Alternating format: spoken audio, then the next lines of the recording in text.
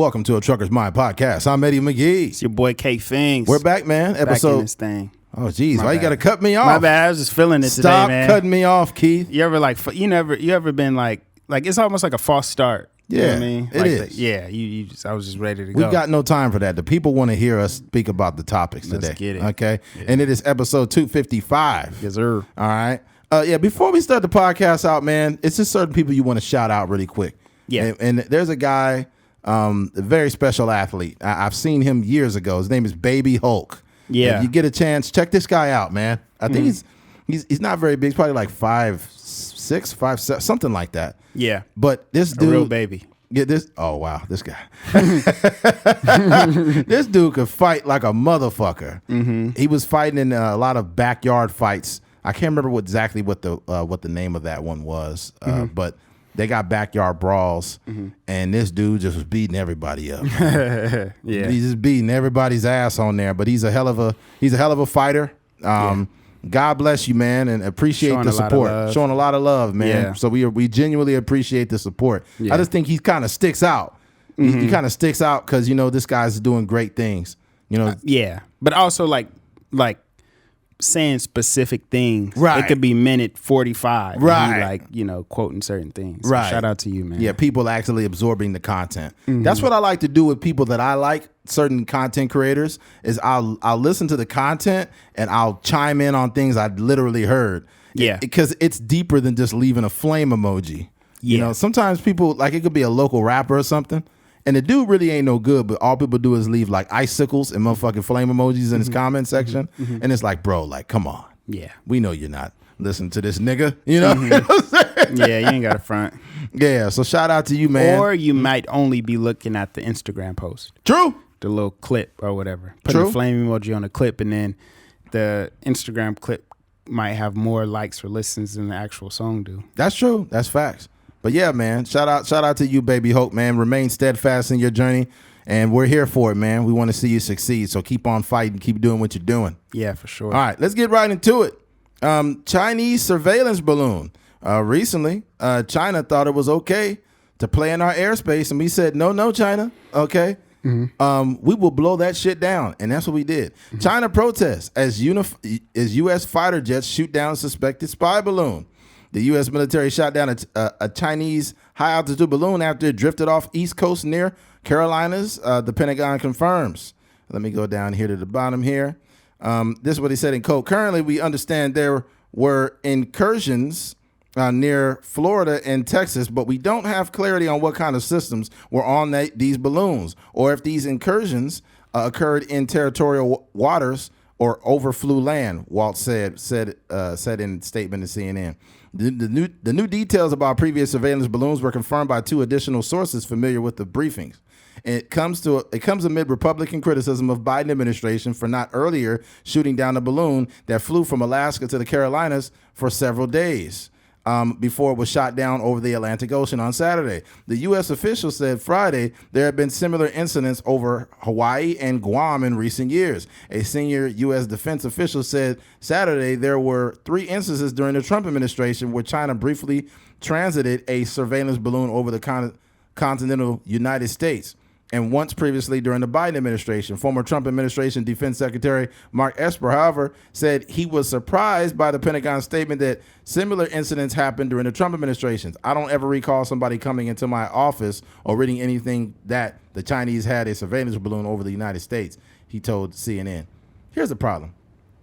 I don't really care either way, regardless of what administration, whether it's the Republicans or the Democrats. I just think that it's always a fucking mudslinging between Democrats and Republicans, and it's fucking annoying, right? Like very childish. It's very childish. That's like the kids telling on each other in school. Yeah, but if it was me, he like, Mr. McGee, Adam is picking on me. Yeah, he put his finger in my butt, and I told him to stop. Whoa. That's sexual assault. Yep. And that's what happens with the Democrats and Republicans. they sexually assault constantly each other. putting each other's fingers in their ass. Yeah, but it doesn't matter. First of all, shout out to him for shooting down that fucking balloon. Okay? We can't allow motherfuckers to fly their balloon over here. All right? Yeah. China, man, you wilding out. And then China said it was an overreaction because according to them, due to weather conditions, it blew it over here. And it wasn't supposed to be in our airspace. So what are we supposed to do? Allow that motherfucker to just float over us? Like, no, China lying. We gotta blow it down, man. Yeah. I'm glad they shot that motherfucker down. We cannot let them play. Look, you already done gave us COVID, okay? No, you know what China did? What? You know how when dudes get caught cheating, like, you know, that girl could go through their phone and like find some lewd or some news or something like that. Right. And what China did was basically say, man, why are you looking through my phone? Yeah. It's my phone. It's my phone. You should be. I pay the bill. You should be looking through my phone. Yeah. If you don't trust me, then leave me. Exactly. Lying ass nigga. Y'all your thing. How your balloon way over here? What are you talking about? China is a trifling ass nigga.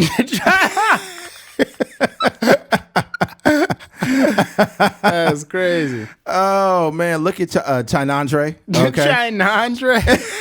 That is crazy. Yeah, we blew that motherfucker down. It has no business being in our airspace. That's not cool. Because who knows what kind of intelligence they said is surveillance. What are you surveying, motherfucker? Yeah. What do you need to survey over here? Now, and you know, the balloon they said, at least from what I've seen from other reports, it was a massive balloon. The motherfucker was the size of 2 buses. Yeah. So you got this massive balloon floating in the air, and we're supposed to be. I think it's kind of like they try to debo us. You ever have a motherfucker try to punk you and they fail?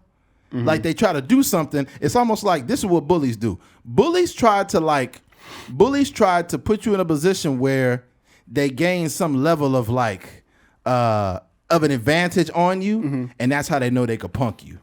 Right? They'd be like, "Hey, I need to move over here, homie. Watch out." Yeah. Right? They'll do something like that. Yeah, and then they may even like ask at initially, and then like, you know, like, "Hey man, let me borrow your pencil." And then when you ask for your pencil back, like nigga, this is my pencil. It's my pencil, bitch. So you need to deny the pencil the very beginning. Yeah, you got to shoot it out. Like, the sky. Oh, hey, homie, I ain't got a pencil for you. You gotta look at this dude and be like, oh yeah, he a bully. Yeah. You ain't getting nothing from me. That's because I know you ain't gonna give it back, and I'm gonna have to fight you. So I'd rather not. You know.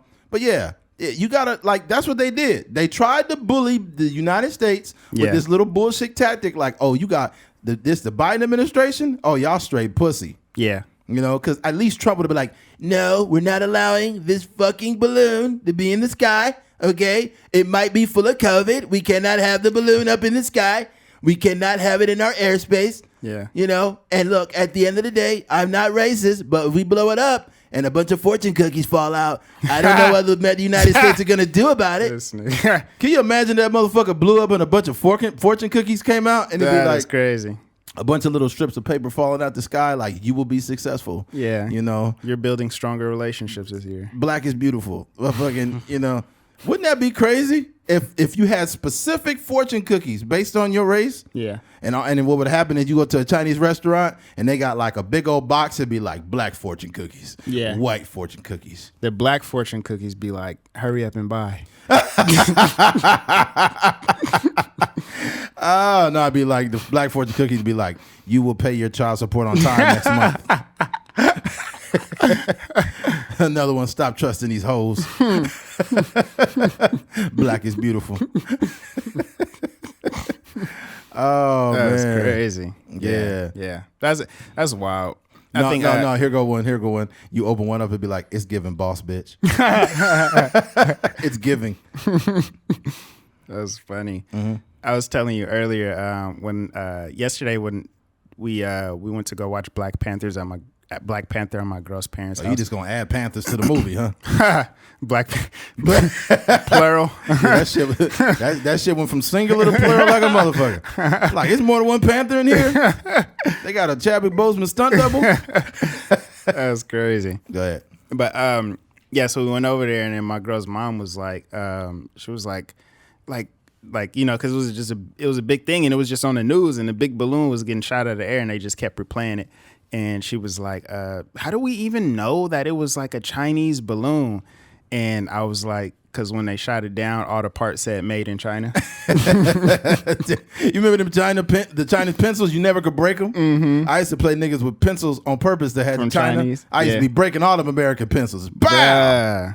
Pencils back in the day was like, that was the funnest game. Chinese people don't make pencils out of like materials. They just get a piece of a tree and just cut that motherfucker into. It's bamboo? No, they get a piece of like a real big thick tree and they put a little piece of lead in it, and that's why they fucking pencil so hard. They take a bonsai tree. Yeah. Them niggas done took the food. They done took the Think the panda be eating that? They just make trees out of that shit. That's bamboo. Oh, I bet. Well, yeah. Yeah. Yep. You got it, Keith. You got it.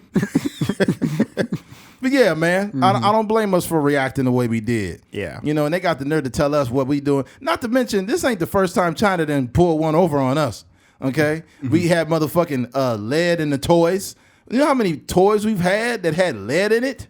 A bunch. Yeah. A bunch of toys with lead in it, man. A bunch of babies died. Yeah, it's fucked Sucking up. on toys and whatnot. Yeah, and it's like, bro, a bunch of stuff had to get like I think it was like Pokemon toys and all kind of other toys that had to get shipped back. I remember watching the news a lot as a kid and be like, these toys have been recalled due to lead poisoning. Yeah, and it's like, China, are you trying to like slowly fuck us up? What are you doing? It was China and Mexico. Because you know them little candies. Which ones? It was certain candies that was having like lead in them, I think. Really? It was candies? Like the Lucas and all that. You don't remember that? I remember Lucas. They had a little thing you did up, but I didn't know it had lead in it. But it was a lot of those little spicy, Mexican candies. They was having like, I think they had lead in them and stuff. Yeah. Oh, wow. I mean, I'm not a big fan of Mexican candy. I love the food, but I never messed with the candies. You wasn't messing with the candy? Nah. Candy fire. Yeah. You like those candies? Mm-hmm. Yeah. Because it got that like, I don't even know how to describe it. Chamoy? Like yeah, that kind of spicy, sweet. Yeah, chamoy. It's like you could put it on separate, or it's like a thick, almost like a syrup almost, but it's red. Mm-hmm. Yeah, but no, chamoy. not necessarily that, but just that it's more in the powder than the liquid form. But they have the little they have it in all the candies. They just have that like spicy sweet. I like mazapans though. Mazapans are good. The little peanut butter. Yeah, it looked like things. It looked like a hockey puck. Yeah, but it's peanut butter. That shit is good. Yeah, that stuff is good. Now the mazapans is ridiculous. Like them motherfuckers is big. Really? Oh my God! I seen a mazapan so big that shit looked like a weapon. It's like a big old circle. Mm-hmm. The thing that sucks though about the mazapan is like when you grab it, it just break apart. Yeah, you can't. It's a one bite type of deal. Man, and here's the fucked up thing: once it break, it turns into like powder. Mm-hmm. So you over here trying to eat this, and it's good though. It's got the only way you can eat it after that is to snort it with your nose. I'm snorting mazapan powder, nose full of peanut butter and shit, man. But it's good. It's like it's probably one of my favorite. And the only brand that existed, I think, when I was a kid was La Rosa. Mm-hmm. It had that rose on it. Mm-hmm. They also make good ice creams. Is that the Bakersfield company? I don't think it's just Bakersfield. I think they around. They've been around. They national, but I think I don't know if they national though. Low. I don't know. Don't quote me. I don't know if they national. Yeah, they might be a Kern Some County niggas thing. in New York would be like, nigga, what is La Rosa? Yo, what is La Rosa, B? I know about chopped cheese, B. I don't know about nothing else. I know about quarter water. All I know about is chopped cheese. Everything else, you get the fuck out of here. At the bodega, they don't got La Rosa at bodegas. Yeah, we only make Puerto Rican snacks, B. We don't fuck with that, yo. If it ain't chopped cheese, I don't want it, B. Yeah. They'd be like, yo, just meet me over there on 157th and Ave, B. Them niggas got streets all the way to 200th over there. Stupid. Meet me on 257th, B. In Bakersfield, the streets they make sense, right? Right. You got letters going one direction and you got numbers going the other direction. Mm-hmm. But in New York, they got like endless numbers, like 1059th Street, and then they have like the streets in the and then the numbers are intersecting. Yeah. So you'd be like 157th and 15th. You like, nigga, what? Where is this? Yeah, because it's like 157th Street and it's like 17th Avenue.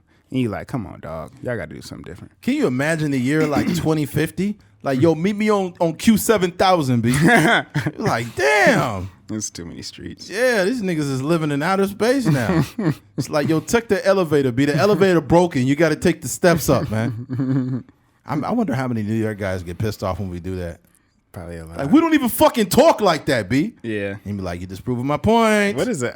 Yeah. Because the California thing is always like a gangster, like from LA or something like that. Not really. When they make fun of us in California, they use like the very like Beverly Hills bougie voice. Yeah. They just make us sound very, and people say that we have an accent. Like, we just speak English.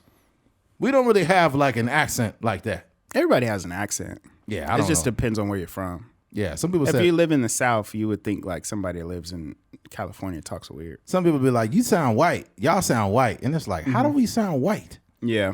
And it would be funny. I've had some relatives, right, that live like back south in Arkansas. They'll be like, y'all sound like real. Y'all got like a real accent. And I'm thinking like, look who's fucking talking. Yeah. Accents are relative. Right. You know? So somebody living in England is like, they don't have an English accent. They're just like talking. See somebody from New Orleans like, y'all got some accent over there. Whatever you say, crawfish. Yeah. Okay, Uncle Ben's. I think people in California probably enunciate words like right. in a more general sense. Even our game bangers out here, they do a better job. They be like, on everything, I'm about to beat dude's ass when we get out of here, homie. Mm-hmm. But if you talk about like gangsters, we could get down. We could get down, homie. When a gangster threaten you in California, you understand it. If that's if you get threatened out somewhere in Atlanta, they be like, "Oh God, like you gonna goddamn like, ah man, fucking shit, nigga dead." Yeah, all right. Yeah, all right. You see what it is? Mm-hmm. Goddamn. Hey man, my name's David. He be like, nigga, like I said, like goddamn, we can get everything you want to do, homie. 6 feet under, you feel me? Yeah, I'm 6 foot tall, man. What's up? Yeah. It's sad, but yeah, not to stray too far from the topic. We've already, I want to keep beating it down, China. Yeah. Unfortunately, we had to knock down China's birthday balloon. It was in the sky too long. And, look, okay, I beat COVID, okay? If they dropped the COVID bomb right now, I don't think Joe Biden would make it. I don't think Joe Biden has the power in himself to make it. He's not going to be able to do it. I did it. He can't do it. The funny thing about Trump is how I remember he said, Alex said that Donald Trump talks in like bullet points. Yeah. Yeah. He's like, very phenomenal, great time, good time, family, great. I'm the best. That's the best. China, wonderful people, just wonderful, wonderful people. Wonderful people, very low prices. Beautiful balloons in the sky. We had to shoot it down, but they're beautiful balloons. Beautiful balloon, full of COVID. Look, I have no problem with China. I love Panda Express. There's nothing wrong with it. You're like, this nigga. Beautiful yellow people in China. Beautiful yellows. I have no problem with China. I love fried rice. I've never had an issue with anyone out there. I love technology. It's beautiful. I have an iPhone made in China. Yeah, iPhones are great. I love panda bears. Everything's fine. Everyone's good. China rhymes with vagina. I love them both. I love them both, especially Asian vaginas. Very fine too. Very fine. Fine China. Fine China. Fine China. Fine vagina. Very good prices. I have all my Trump hats made in China. Great prices. Very fine people.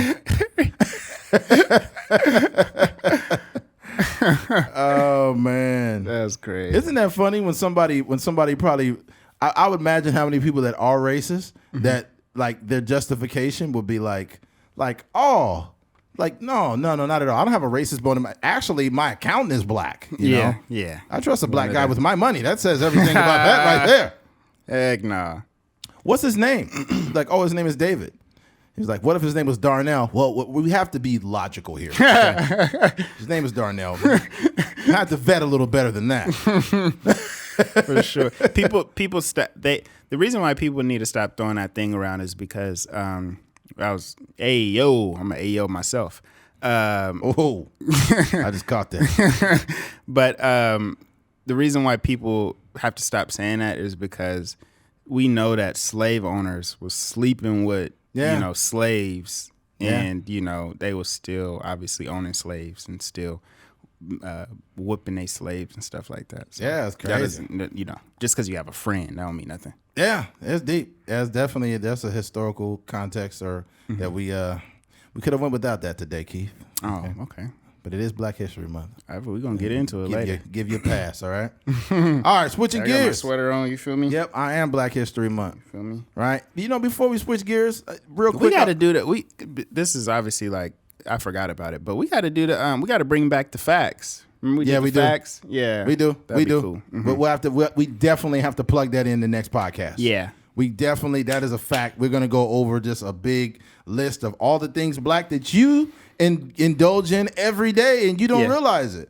Everything you celebrate Black History every day, and you don't even know the words that come out of your mouth, the lingo that comes out of your mouth, the clothes that you wear, the music that you listen to. You know what was so dope? I just thought about it right now. They just celebrated hip hop on the Grammys. Mm-hmm. That's a huge deal for a historically like very white space to celebrate 50 years of hip hop, and then also give Dr. Dre his own award. It's like the Global Impact Award or something like that. Like, just as part of Black history, I think that was an amazing 100%. moment. It's kind of funny though. One of the most impactful music in America for many, many years. And you're barely starting to notice it. It's because you pushed it out of you didn't want to make it mainstream, but it forced its way in.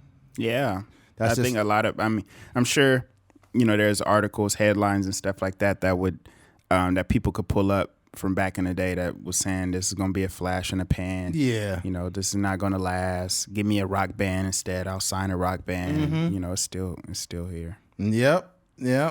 Art, switching gears. Valentine's Day.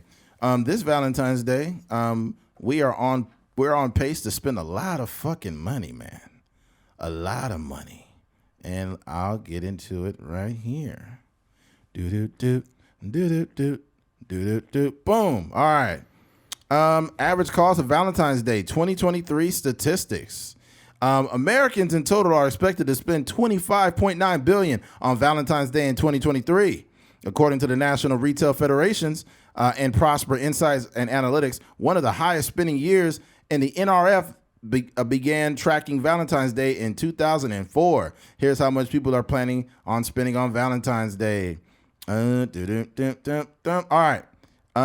People plan to spend on average $192.80 on Valentine's Day 2023. Almost 10% more than $175.41 they plan to spend in 2022. According to the NRF, in total, people expect to spend $130.75 of their Valentine's Day budget on significant others and family, nearly identical to last year's figure of $130. Aside from spending on a partner or a family member, people expect to spend $52.65 on friends, pets, co-workers, and their children's teachers or classmates, 37% higher than $38.36 they plan to spend in 2022. This follows a trend of Valentine's Day spending that has increased steadily since the initial decrease in 2021. According to the NRF, Valentine's Day spending was expected to reach an all-time record of $27.4 billion in 2020, only 1 month before COVID-19 hit the USA. All right, here's my take on it. The cost of shit's going up, first of all, so you're going to spend more money anyways. So that's something you got to factor in. Mm-hmm. You want to get a really good gift? You want to get a really good gift for your girlfriend or your wife? Mm-hmm. Just get her a gas card, man. Fill the gas card up, right? What might be better than that is like some Blue Chew. Yeah. Oh, yeah. We're not sponsored by Blue Chew, but shout out to them. I've used Blue Chew before. Mm-hmm. I've used it. You don't have to have erectile dysfunction to use Blue Chew. Yeah. I've used it before, and man. Yeah, superpowers. It felt like my dick was going to war, man. But yeah, it's nothing wrong with spending money on your lady. In fact, that's why that's your lady, right? Yeah. If you got a lady and she's decent, she's a good woman, take her out somewhere, have a nice dinner, because that's your lady. She deserves that. If it was just some chick you was fucking, that's a different story. Mm-hmm. If you and a chick are just fucking and it's not serious, are you even obligated to get her anything on Valentine's Day? The tricky part about that is she might get you something. No, women don't usually get us anything. Nah, it's some women that will like that. Yeah, I don't want to say too much, but what I'm saying is like there are women that like they may be proactive in terms they may think the relationship is in a different place than you, right? So they might, and it may not be like that big of a deal. It may just be like some chocolates or a card or just something simple like that. But sometimes that leaves you in a space where you're like, oh, I didn't really. So I don't know. I think it should just be a conversation, right? Nah, it can't really be a conversation because it'll suck the air out of it. But but it makes it even worse when like a girl gets you something and you think you just dicking her down and we don't really have to worry about women getting us something because predominantly this is more of celebrated for women. When I think of Valentine's Day, I don't think of men. I think of women.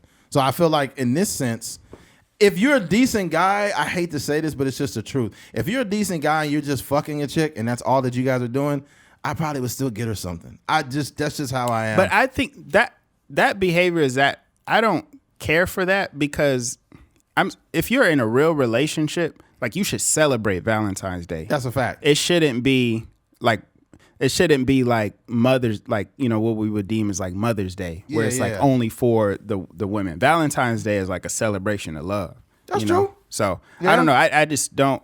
So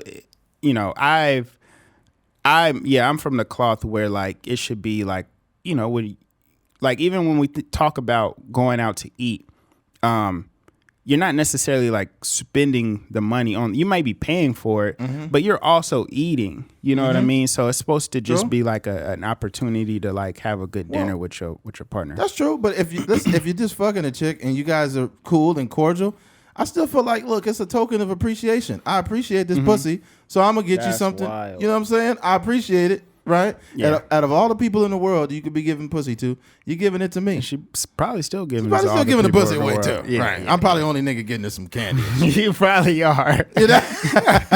That's crazy. And see, the issue with that is like, if some men can be morally bankrupt, where like they could be fucking a chick for a while or whatever, and me, I'm the type of dude that, like, even if I'm just you can't do that, dog. What do you mean? Because if you don't want to be in a real relationship with somebody, and you get them and you show them that type of, like, that woman is going to interpret that. They're going to as interpret like, that. Oh, we're trying to build on. something. Yeah, exactly. We're trying to build. Good luck. Yeah, that sucks. It sucks that you got to go against your morals too. Because like, no matter what you say, like, hey, matter. I don't want to be in a relationship. I'm just getting out of a relationship. I'm working on myself. Whatever scenario you put her in. Yeah. If you show up with some chocolates or whatever and some blue chew, it's over. Yeah, because out of all the dudes she's fucking, you're the only one that made her feel special like that. Yeah.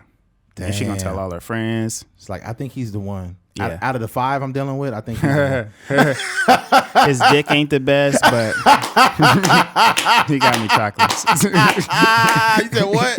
I say he got me chocolates. Yeah, that's crazy. He got the third best dick, but he got the first best heart. He got bronze dick. Oh man. What's the third place? Is bronze? Dang, nigga can't even get the silver medal. He got silver dick, but like it was copper last week. It was silver this time. That's comedy. He went from copper dick to silver dick when he got me the chocolate. That's crazy. That'd be crazy. What if she was like, he got aluminum dick, but like he got silver dick now. He got ribbon dick. Like, he didn't make the podium, but ribbon dick. He got participation trophy dick. Oh man, that is crazy. Yeah, I just feel like me as I don't want to say, oh, I'm a good guy, but I'm a decent human being. So I'm the type of dude that even if I'm just messing around with the chick, if I found out she was like stranded somewhere, like fucked up, and it was within my reach to help her as a human being, I would help her. Yeah, not because I'm in love with her, but I just feel like a moral. How do I say this? I feel like as a human being, like if I'm dealing with some adult in a way, then I can help him out. Somebody gonna listen to this and be like, man, Eddie, this nigga Eddie a simp, bro. And it's like, nah, I'm not a simp, but I'm just a guy that I'm a decent human being, I would say. So that's where the flowers will come from. But then the problem with that is you send the mixed signals. But because I'm not a guy that wants to be cold too. Like Valentine's Day, I don't even hit you up at all. Yeah. Right? But I'm not going to text you like Happy Valentine's Day neither. Yeah. That's a tricky situation. It can be tricky. People got to chime in. If y'all listening, chime in. What type of scenarios have y'all been in where you're not really in a relationship around Valentine's Day, but you still got some women or something you're not going to We need to cut the bullshit. We got to create a Google number where people can leave us voicemails. That would be dope. We have to do that. I think that would be really good for this podcast, especially when people just want to. And it could be all anonymous. We don't need you to drop your name or anything. You just leave a voicemail and we could answer. We might play it live. Joe Budden's thing, they have a thing where they write in like fan questions and stuff like that. Yeah, that's fine, but I'd rather freaking what I'm saying is that if they're gonna call in, it's not like all we're gonna do is listen to it. We ain't got the capacity to listen to it on the podcast. What do you mean? I'm saying if you're saying like people call in and ask like a question. Not call in, leave a message. Yeah, leave it. Well, that's what I'm saying. They're calling to leave a message. But I'm saying we're not listening to it live. We're only going to listen to the audio message and then talk about it on the podcast. Yeah, we could play it. It's not like we can't play the question. Like we be like, hey, I'm such and such, blah blah blah, and then we answer the question live. Yeah. I think that's fine. Yeah. But we getting kind of everywhere. But yeah, man, I think that we have to find a way for people to get in and ask the questions. And I haven't really set it up for people to ask stuff because I want people to really engage or interact with the content too. That'd be really cool. But yeah, Valentine's Day. Let's not complicate it, man. If you got a lady, she's decent, she's a good person, take her. Just do something special. That's why she's your girl, bro. Right? Don't shortchange your lady. Okay.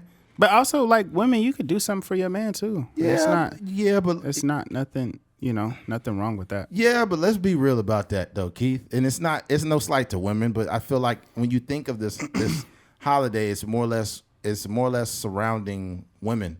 But generalizations are cool. But I'm saying like if you in terms of like a guy, like if you like the type of woman you want to build like a lasting relationship with, it should be some like a mutual thing going on in terms of like Valentine's Day. And she it don't even have to be the same. Like you can pay for dinner or whatever, but she just should do something for you. When have you seen men walking around with teddy bears and chocolate, Keith? I don't really see that. And there's a great disparity between both of them, which in turn, it's not a generalization. It's a reality. I'm not talking about that. I know that that's what happens. I know men generally get like their woman stuff, but I'm saying what it should look like and what a person should be looking for in terms of a partner. Like I've gotten stuff for Valentine's Day, which is like, which is cool. But I'm saying like that like we just because like there's like these norms where like guys are most of the time doing these things that got it. That's just because like societal norms. Like we can kind of curate how we want things to go. So I would say like guys, like just tell your partner like you want something. Like, yeah, well, there's some women that do step up. I was actually talking to a buddy of mine. I'm not gonna put his name out there, but that 49er in Dallas game, his wife bought the tickets. Yeah, that shit was expensive as a motherfucker too. His wife bought the tickets and all kind of shit. And I was like, yo, that's a hell of a gift. He's like, yeah. He said that shit was expensive. She paid for everything. Yeah. So I think that's dope. Steep. That's steep. The tickets was easily over $750, $800 a piece. Yeah. So for your wife to just fucking come out and do that, that's some boss shit. Yeah, for sure. You know what I'm saying? Imagine this, right? In the coming years, my fiance, girlfriend sees what I'm doing, and all of a sudden I come in here and it's motherfucking 3 black magic cameras in here. That'd be crazy. Yeah.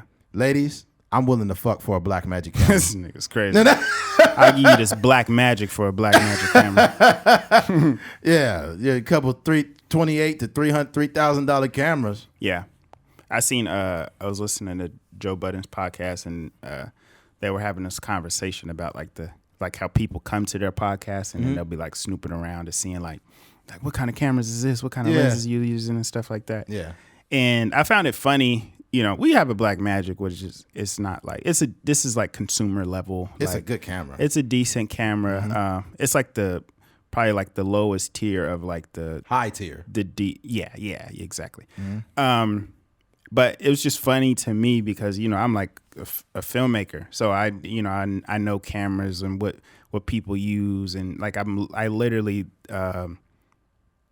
Yesterday when we were watching Black Panther, I was like, dang, I wonder what camera they use to shoot the Black Panther, what lenses and stuff. So I looked it up. They use like Panavision Prime lenses and the Arri Alexa, like 4 or 5 different cameras and stuff like that. Wow. But it was just funny to see like there are people that don't know nothing. So they go into like Joe Budden podcast like, dang, how did they get their quality to look like that? Yeah, I think curiosity is a good thing. I think you got to start somewhere. Yeah. But I think that your intention and curiosity should match. If you just have curiosity and no intention, then what's the point of you looking at Joe Budden's cameras? You're never gonna fucking buy one. Nah, them. If you own Joe Budden's podcast, you're not that type of person. Well, no, I'm just saying in general. Just in general with people. Yeah. If your curiosity and your intention don't meet. Yeah, You have curiosity, but you have no intention. So it's like you don't have intention on doing anything. You're never going to get the camera anyways. Like when I want to know what Joe Budden has, I look up how much that costs. I may not get that camera, but I might get a camera that's 3 or 4 levels under that. Yeah. Right. And if it's somewhat comparable to that camera, I'm like, hey, dude, this is dope. Let me tell Keith. Yeah. I think that's a problem we have, like, when people come into our office. Like, damn, what kind of iMac you got? Right. But Joe Budden, he be having, like real millionaires on his podcast. Yeah. So they be like, they just be curious. But my point was just, like, it's just so, like, we won't have that problem, right? No. Because, like, I really understand, like, cameras and stuff like that. But it's just funny that there's, like, these are, like, highly successful people, but they rappers. So they don't really know nothing about, like, cameras. Not to mention, if you ask Joe Budden about what they use exactly, he'll be like, well, you could talk to my producers. I'm pretty sure they could tell you about what they work on. I would be curious to know what their setup is like, because it's like the thing that they were shooting the Black Panther on, they shoot on the Arri Alexis. And then there's like the Mini LF and all these different versions of that camera. Those are like, like $120,000 camera packages. Right? Yeah, man. So I know that Joe Budden is not shooting on a freaking 4 or 5 different $120,000 cameras. So it's just interesting. I imagine, if anything, they have like these what they call the red Komodos. That's like the consumer level for like the red cameras. Yeah, the reds are fucking. So they probably got a few of those set up and yeah, man. I think what's crazy too, man, it'll be a beautiful time when we could just show up.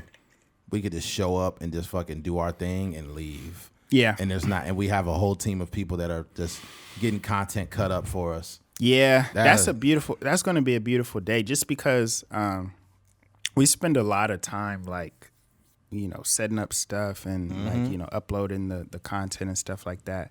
But, I would love it where, I think about the way Charlemagne and Schultz and stuff, they come in with the information, but, everybody is kind of like running the production. Yeah, it's like like an actual working team doing stuff, which is dope, man. I think too, when it comes to these microphones and all this shit, like, it's not always as technical as people make it. Yeah. Because you can still record. There was this one dude that was on TikTok, and he says, I'm going to show y'all how to make a really decent TikTok. And he changed the exposure on his iPhone. Was it 14? He changed the exposure on it, turned around this way, and that shit looked fucking good. I was like, holy shit. Yeah. I want to get back into more like just content, like reels and stuff like that. But you just connect the thing to your phone, and then you can use your back camera and then use your MacBook as a monitor. And then you can set the MacBook right here and then use the back-facing camera. And then you still have that crispy quality. Because, sometimes people use a front-facing camera and the quality just diminishes right off the bat. Yeah. But, you use that back camera, you still get that so the monitor will be like you looking at yourself. But just to make sure you're in frame and stuff. You're in frame, like but then the other side is coming at you and it just look crazy. It's super clean. It's one thing. You know what? I'm just going to say it. Okay, I've been an Android guy for many years.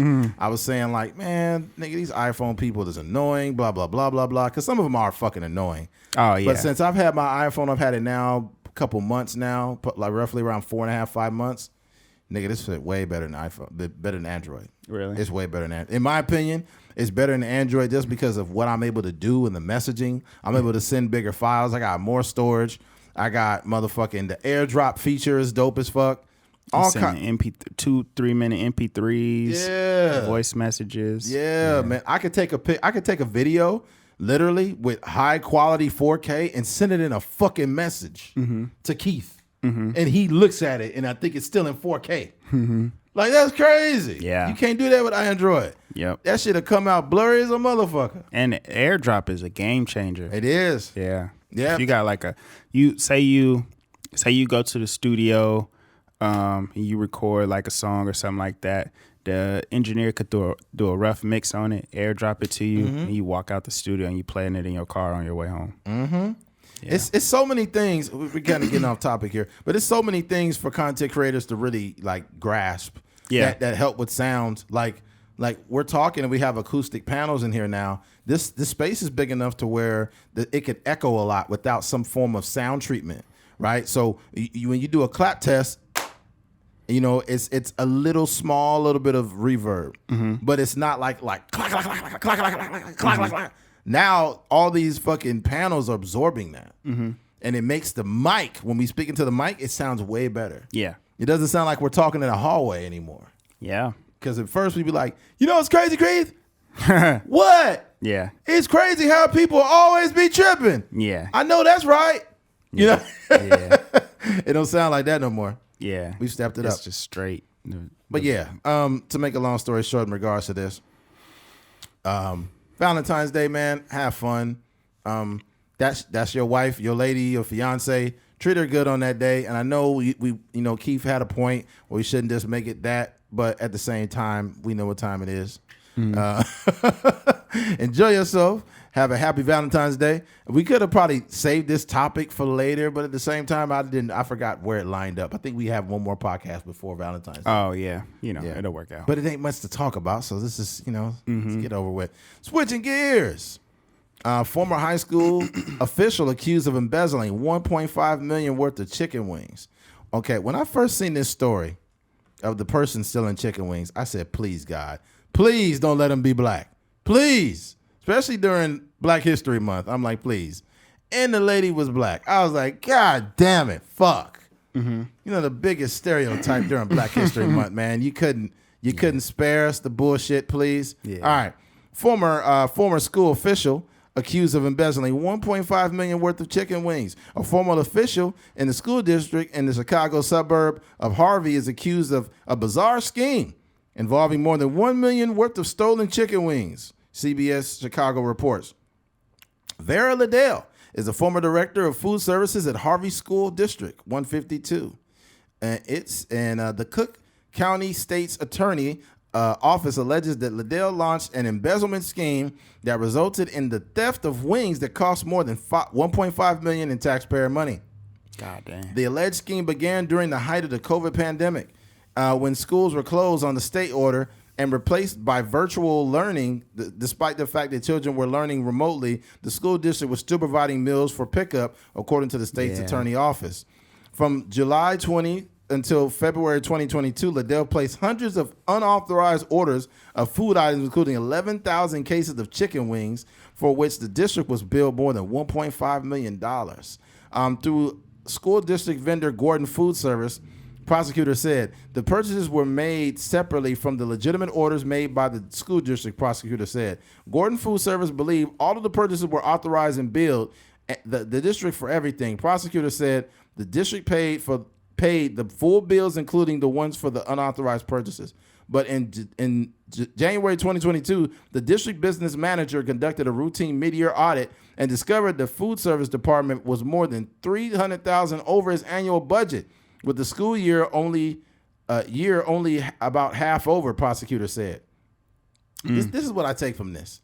This was just sloppy. Okay, I think that you could have literally made a lot of money, and there's no right way to do the wrong thing, first of all. So let me say that.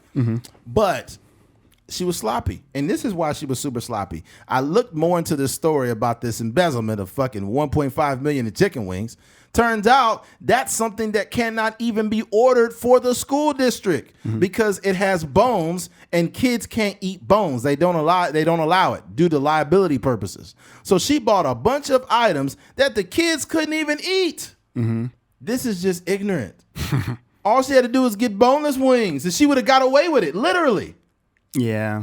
And the thing that's crazy about it, what I know for a fact is I bet you there's a bunch of local business owners, like sports bars and shit like that, and they were buying thousands of dollars in wings, and she was selling them, like she was probably selling them 250 pounds worth of wings for like $3,500. But people do the most interesting illegal things. I think in 2023, I've probably seen some of the most interesting illegal things. It's been worse shit. Yeah. I seen the guy. Did you see the guy that he was posing as like a high school student?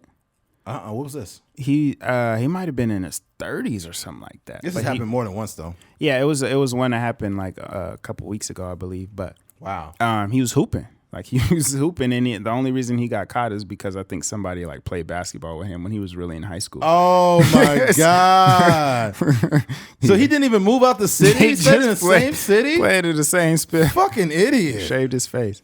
But no, it's just sad. This is wild when you see these things that are like, because you know when we think of crime, and obviously we're gonna talk about it later, like some real crime, like where people's really like losing their lives and stuff like that. But when we think about this in comparison to that, it just be like, yo, this is just stupid. Like, yeah, bro. Why? This has happened before with the high school player, except this one dude literally went back to high school, played basketball, and had a girlfriend.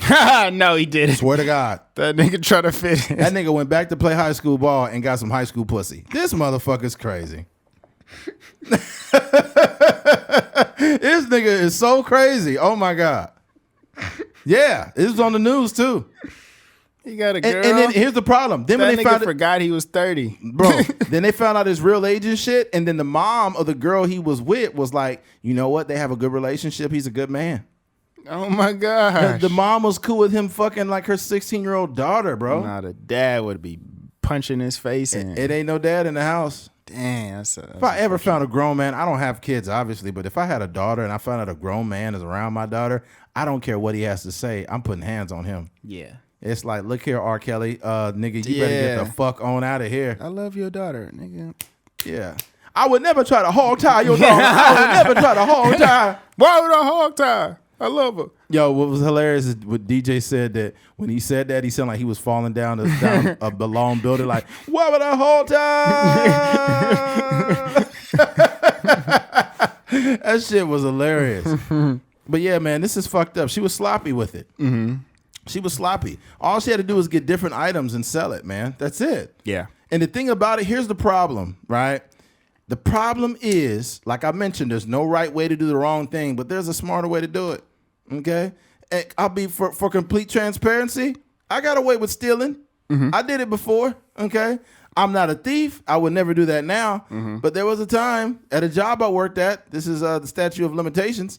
Mm-hmm. Back in 2007, 7. I worked there for 2 years. Mm-hmm. And I just, man, me and a couple of my friends, we just started stealing shit up out of there. Yeah. Stealing TVs and shit, selling them. Yeah. And it was ignorant.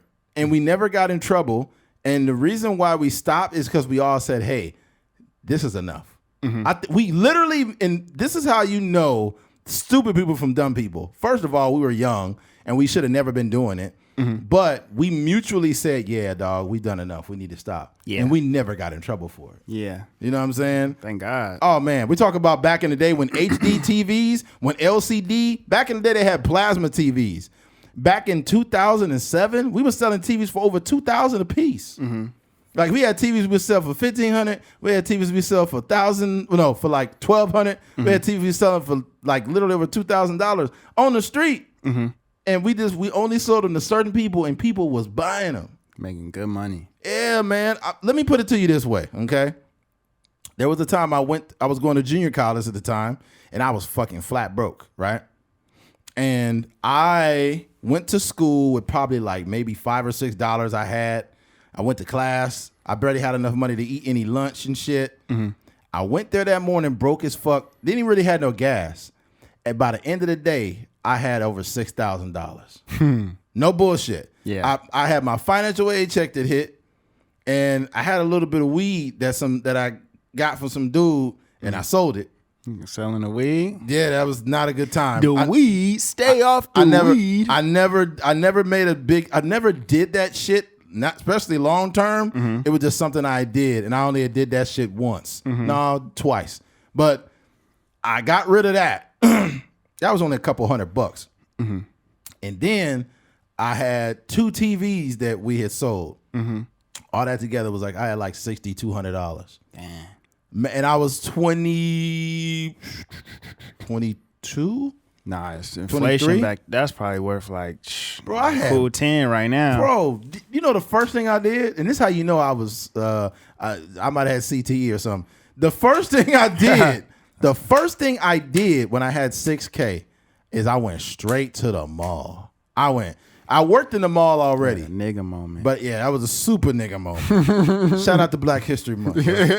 But I went in there and I got these Air Maxes that I have not seen anywhere since I had them. Yeah. And it was a Nike Air Max. I think the Nike Air Max Light, I think they called them. Mm-hmm. Them were some of the dopest Air Max I've ever had. Was they blue? No, they wasn't blue. Mm-hmm. They and you know what? I'm probably gonna I'm a cop them, and you know we might have to use it as like the cover art, bro, for this podcast, bro. I swear, they was one of the dopest like wild colorways. It was almost like Jamaican colors. Oh, okay. That shit was some hot shoes, man. I got those, and I probably got like 2 other pairs of shoes. I was wearing LRG back then, so I got me some LRG shirts. Yeah, you know, got me some pants and shit. I was dipped up. Yeah. You know, got me some fresh fitted hats. Yeah. And I put I think I put some subs in my car. I had some subs. God, how much you spend? It wasn't nothing crazy. Probably like with everything together back then, probably like $1,200. God dang. Yeah. Yeah. Me and your brother had some stupid moments, boy. Man. Your brothers is bad too. Yeah. Yeah. I think he's still bad. we was doing some shit we had no business doing. Yeah. And we both were young. We were both good kids, man. I know I sound like a terrible person, but I'm the guy that was stealing and never got busted. Okay. Sometimes money just burn a hole through your pocket. Yeah. And the thing about it too is money go real fast when you earning it the wrong way. Even when you earning it the right way. I've seen a situation. I was with me and this dude was working, and we shot a music video. Mm-hmm. So we filmed a music video. We got paid, you know, on the day of, and we probably it was like maybe like let's say $500, and then we just busted it down the middle. Okay. As soon as we left, we wrapped up, picked the lights up, the whole nine. This dude that I was working with went to a weed shop. He went to a weed shop and probably spent about $120 within 30, 45 minutes of us wrapping and getting the money in hand. Wow. So I just be like, some people just have that mentality that like, it's stupid. Yeah, it's just like money is not. We just don't have we don't put the proper value on it. And but the thing about it too is when you don't have any type of financial responsibility and you're young, first of all, you're already doing the wrong thing, right? You're either stealing or you're not earning the money honestly. Mm-hmm. And then now you're in a position where you don't have any real financial literacy, because we all don't come from financially literate parents. So mm-hmm. we're basically our relationship with money is not as it should be. Yeah. And we just see people with nice shit. We see some of our favorite entertainers with nice shit on, and some of our homies with nice shit on. Yeah. And we want that shit. When we get the money, we want it. And I think it doesn't stop, Keith. I think once me and you come across a lot of money, millions of dollars, because I've already spoken this into existence. Mm-hmm. When we come across millions of dollars, we will have a nigga moment, but it will be on a higher level. And it won't be completely ignorant. It'll be like one purchase. Yeah. Like, Eddie, why did you buy a plane? You know?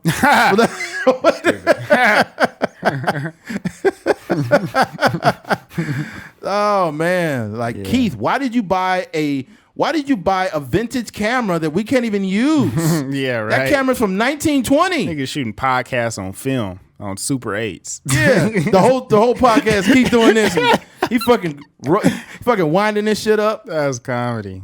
Yeah, be like, oh man, this is the best thing since the Red camera, man. Like, how much was that camera, Keith? It was $90,000, but it was like this nigga. It's the same camera Steven Spielberg used back in the day. The camera run off gasoline and shit. Oh my god. Mm-hmm. Yeah, but no, man.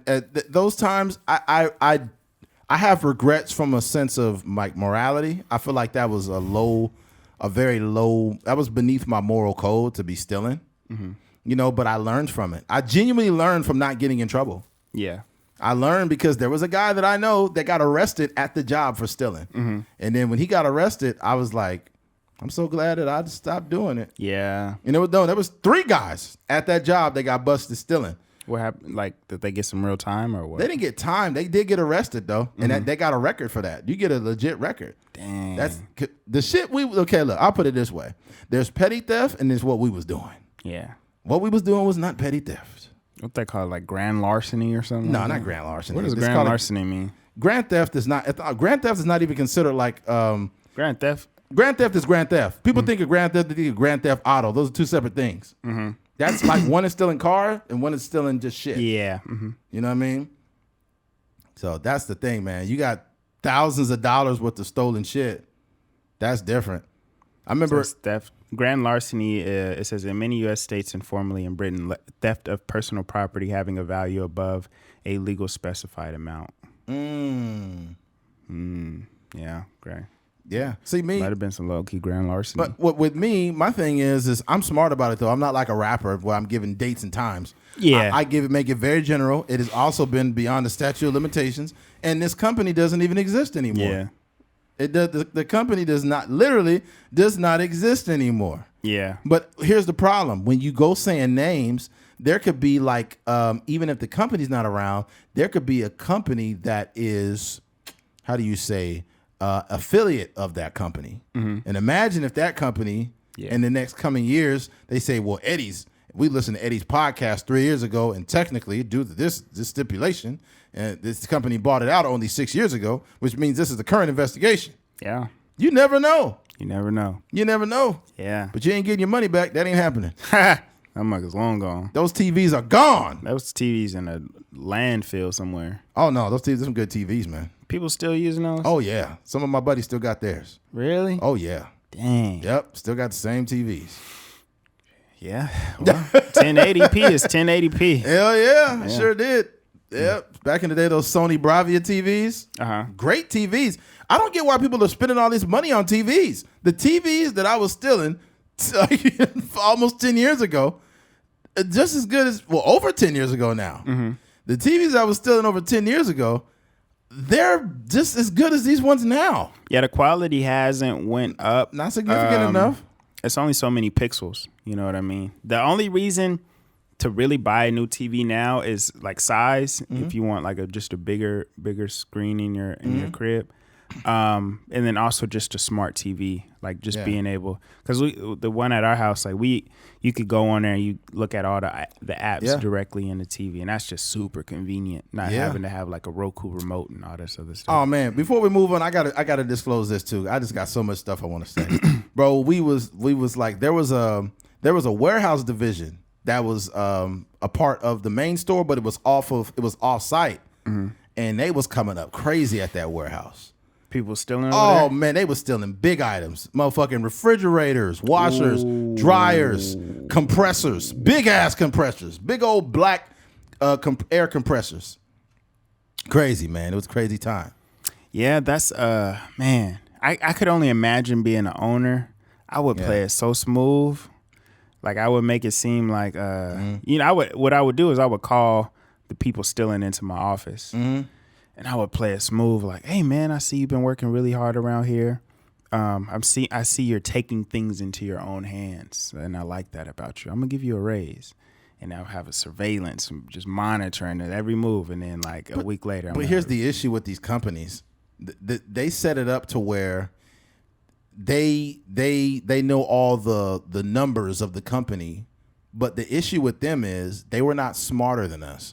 We knew every item going out that door and coming back. Mm-hmm. We knew every return that came in. We knew everything being bought by customers. We know which items were moving fast. We knew which items were moving slow. Mm-hmm. We knew which things could be coming up missing and no one would find them. We knew the quantity of everything in the store. Mm-hmm. So when you got guys from the age of 19 to 22 that are smarter than the people that run the company, of course you can steal whatever you want. And no one got busted. Bruh, it's a play. Except people outside of our department got busted because they was just reckless. But us, we was cool. Yeah.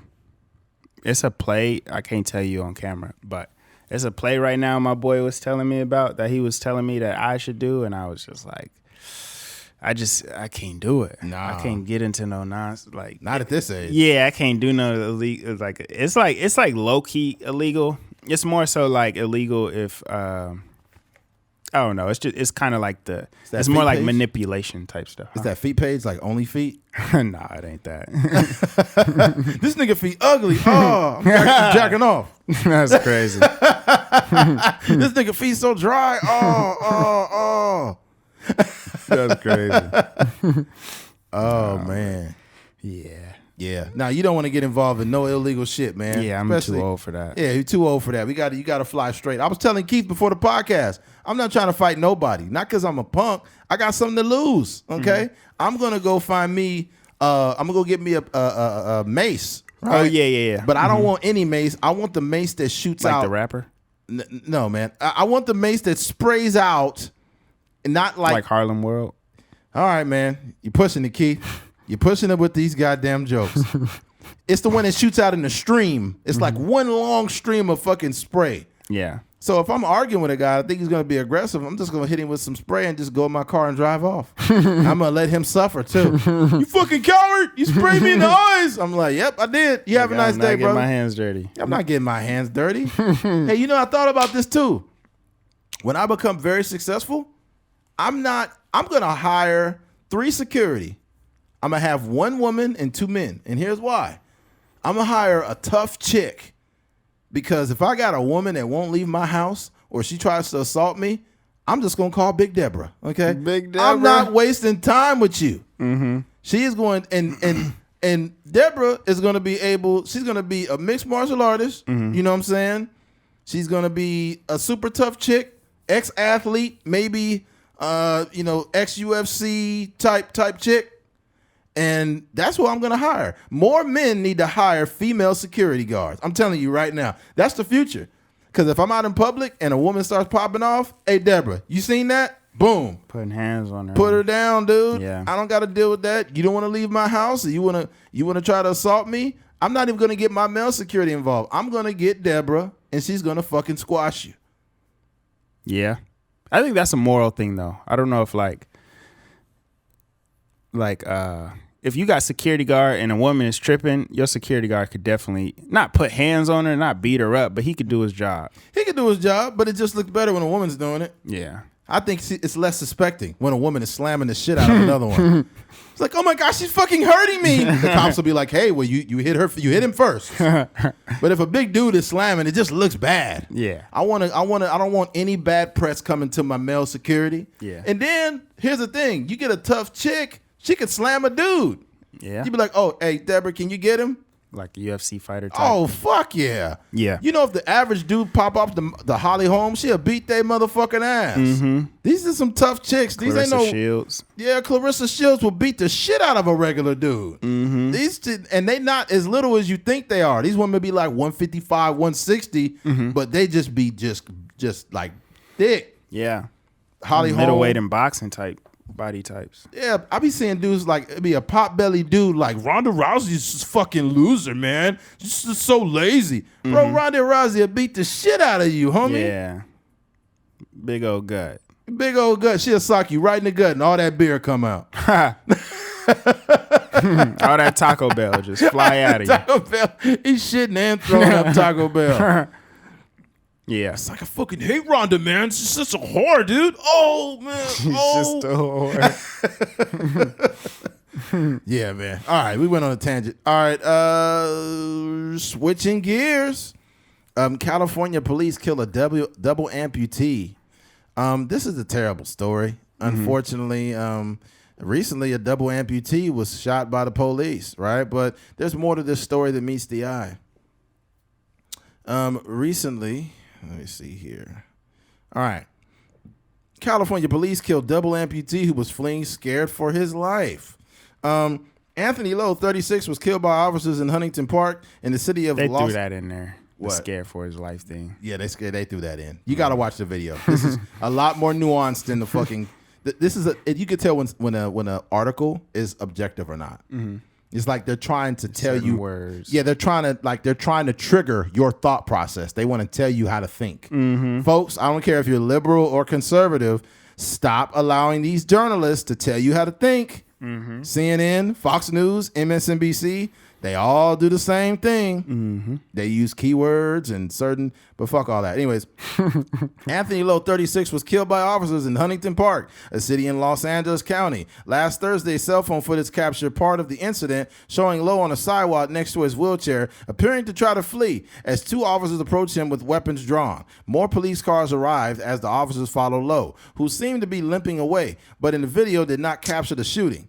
He wasn't limping away, dude. He didn't have any legs. He was on his fucking, not limping away. He was what on are you talking about? He was on his fucking nubs. He was running literally on his nubs. He was a double amputee. Now, Lowe's family is calling for the officers to be terminated and face murder charges. I'm heartbroken and filled with anger and rage. Tatiana Jackson, his younger sister, told The Guardian on Tuesday, I just can't understand why they would do that to someone in a wheelchair. I want somebody to explain to me what was the reason that you had to gun down a guy who has no legs. Lowe was the father of 2 and 1 of 8 siblings in a tight-knit family, and he had been struggling recently after he had both legs amputated, his family said. The circumstances preceding the killing are unclear. The officials have faced scrutiny as the narrative has appeared to shift. The Huntington Park police said in a statement the officers were responding to reports of a stabbing allegedly committed by someone in a wheelchair around 3:40 p.m. on Thursday, and that they encountered Lowe, who was in a wheelchair and who they believe was a suspect. The department claimed that the officers attempted to detain him. Allegedly, he ignored commands and threatened to advance or throw a knife at the officers. And this knife was fucking huge, you guys. This was a big-ass knife. Mm-hmm. It was not a regular little pocket knife. This was like a fucking steak knife. Like, not even a steak knife. It was like a butcher knife, man. A ninja. It was it was big. Mm-hmm. Although the limited witness footage did not capture this, the department further said that the officer deployed 2 separate tasers in an attempt to subdue the suspect. But when the tasers were ineffective, they shot him. He was pronounced dead at the scene. They literally shot this nigga with tasers, and he did not go down. He was running away with a big-ass knife. And I didn't see him do the motion of throwing it, but he was like moving with his nubs with that big knife. And I think there could have been more done by the police. They shot him with tasers, but I think that mace would have helped. Mm-hmm. Like mace, people need to understand mace is like, it's underrated. But if you hit somebody right with mace, they can't even be a threat anymore because they can't see. Mm-hmm.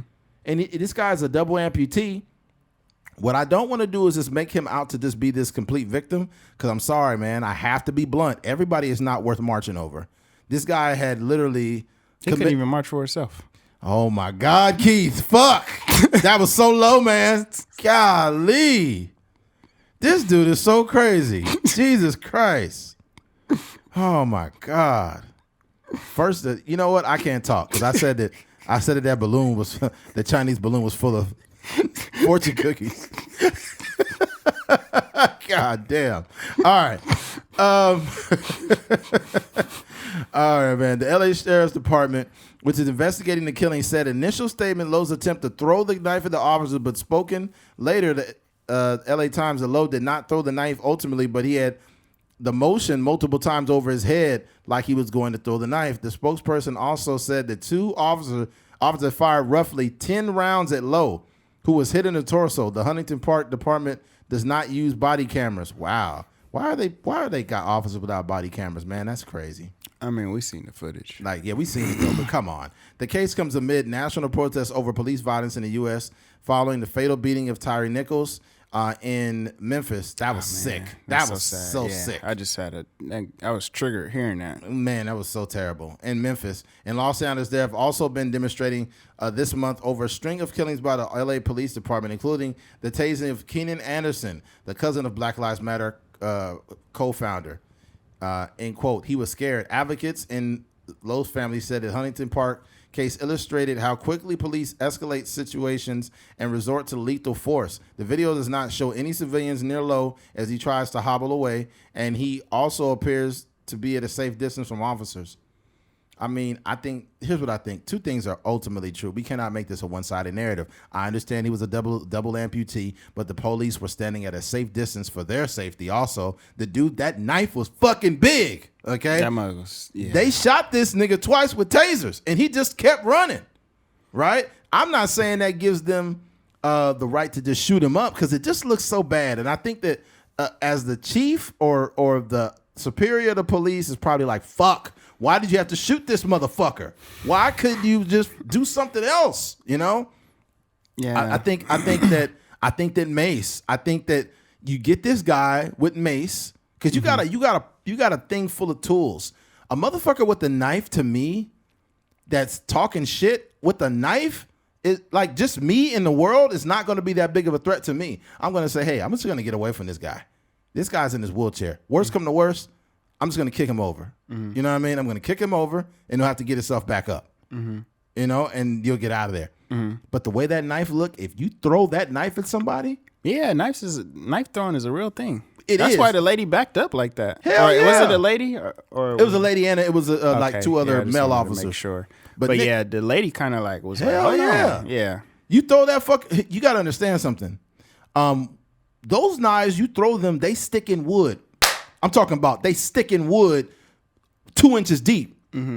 So if that knife hits soft flesh, imagine what it's gonna do. Yeah, we got some knives for Christmas, and those things are like super sharp. Oh my God! Yeah, they slicing through like onions, potatoes. Yeah, for sure. That'll definitely cut your organs open. Oh yeah, and you look at the what do you say, when you make the comparison between certain vegetables and human skin is way softer. Flesh is way softer. The only thing holding it together is our fucking bones. So, and I'm not trying to say, oh my God, guy with two amputated legs is such a threat. Me personally, I think the mace is missing. I think you have to exhaust everything as an officer before you use lethal force, especially against somebody that you can subdue. If it was me, I'm like, hey, everybody get back. And I'm gonna use my pepper spray, but I'm using a pepper spray. They got a couple different pepper sprays. They got the one that's the hand one, and they got a can. You seen that can? The can is for protest. Oh, I don't know if I've seen a can. It's a canister. That motherfucker spray out like water, like. God dang. Yeah. I used to have one when I was bouncing. Oh, really? Yeah. It was like the string one that you were talking about. Yeah, we make mace like a woman thing, like, women use. I think all of us, men, should have mace. Because I'm not trying to fight nobody. If I'm out in the public and dude's like, what's up then, homie? I don't give a fuck. Or he following me, I'm just going to turn around, hit him in the eyes with mace. Bam, and I'm leaving. Yeah. I'm not going to waste my time with you, homie. Even if he do like still run up on you, that's space an opportunity to just like dip out the way and punch that nigga in the face. Oh yeah, yeah. You imagine how mad somebody'd be if you maced them and punched them. Yeah. And once I mace you, I'm gonna punch you real hard too. So now you're gonna be hurting and maced up. Like my head is swollen. Yeah. I'm pretty sure there's some people that's listening to this podcast that be like, man, Eddie, you a pussy. No, I'm not. I got something to lose. I'm not trying to lose my freedom over a stranger. That's not happening. I don't want to fight now. No, look, dude, when you got something to lose, don't ever allow people. There was a dude that was talking about this subject matter, and I'll make it real brief. But he said I went out, I was somewhere with me and my homeboy. My homie is a pretty in shape dude. He's an ex-athlete. Me, I work out, I train, I fight, I train MMA. And there was some dude out there when I walked up, and he was like making fun of the clothes I had on. He was like saying like, oh no, he was making fun of how the dude had to pay for parking, but he said he didn't have change. He said, look at this guy, he's got that car, but he doesn't have enough money to pay for it, this and that. And he's talking like that where the guy could hear him, right? But he said he ignored it because he said if somebody's talking about you that you don't know, that's making these statements about you, they act like they have nothing to lose. And those are the worst people to be around. So you need to protect yourself by not reacting to them. And it was the smartest thing I've heard on TikTok in a long time because it's true. If you walk up out of nowhere and you see like 4 dudes that are just making fun of you and they don't even know you, don't respond to them. Because they don't know. I could have a gun and blow all their heads off. But they don't care because in that moment, they willing to fight me over their own aggression. Why would I fight a motherfucker that's doing that? How about y'all talking about me and then I'm like, come on, man. Like, I don't know y'all like that. What's up then, nigga? What's up? What you want to do, homie? It's people that do that. And then at that moment, that's when I mace all of them. I will mace all of them until I get them all in the eyes and then let them figure out how to get that spice out. Yeah, I'm not about to fight y'all, bro. I'm about to get right back in my truck or my car and go home. Yeah. Unscathed. No, that's true. I think there is a group of people out there that's like they almost like egging certain situations on because they know that they ain't got nothing to lose. They know that they could sit around and talk about people. It's like even like the bully at school, like just talking about everybody because they know that they ain't got nothing to lose. Like they know they got bad grades. Mm-hmm. They know they didn't make the basketball team. They know they didn't try out for the football team. They know they don't got nothing going on after high school, and they just causing problems with people. Yeah. Yeah, those are the worst people to be around. They don't got nothing to lose. Mm-hmm. There's some people that look at you and be like, I swear to God, if Keith say one thing, I'm finna beat his ass. Mm-hmm. Here's the problem. The assumption that you gonna whoop my ass is the first problem. Yeah. Just because I'm a peaceful, easygoing guy doesn't mean you can whoop my ass. It just means I'm a peaceful, easygoing guy. I'm a peacefully beat your ass too. Do you know how many? Here's the thing that people really got to be careful with, because I know men like this. Mm-hmm. Do you know how many quiet, respectful, go to church on Sunday every day, really quiet, then be some of the most dangerous motherfuckers? Yeah. They be some of the most dangerous. It's somebody that you calling, what's up, pussy? Come on. Mm-hmm. This dude been doing Brazilian jiu-jitsu for 25 years. Yeah. He will snap your arm and put it in your asshole. Mm-hmm. Okay? You don't know who you're fucking with. That's why it's important to be humble. Have some respect for strangers. Yeah. I don't give a fuck how big or small a man is. I respect him just because that's who I am. But also, this man can be very dangerous. Mm-hmm. At the top of the podcast, we gave a shout out to Baby Hope. Mm-hmm. That's a dangerous dude. Yeah. That's a little dude, but that dude is dangerous. Yeah. You know what I'm saying? Yeah. So you look at his height and be like, man, fuck this nigga, man. That nigga beat your ass. That nigga will reach up and sock the shit out of your ass.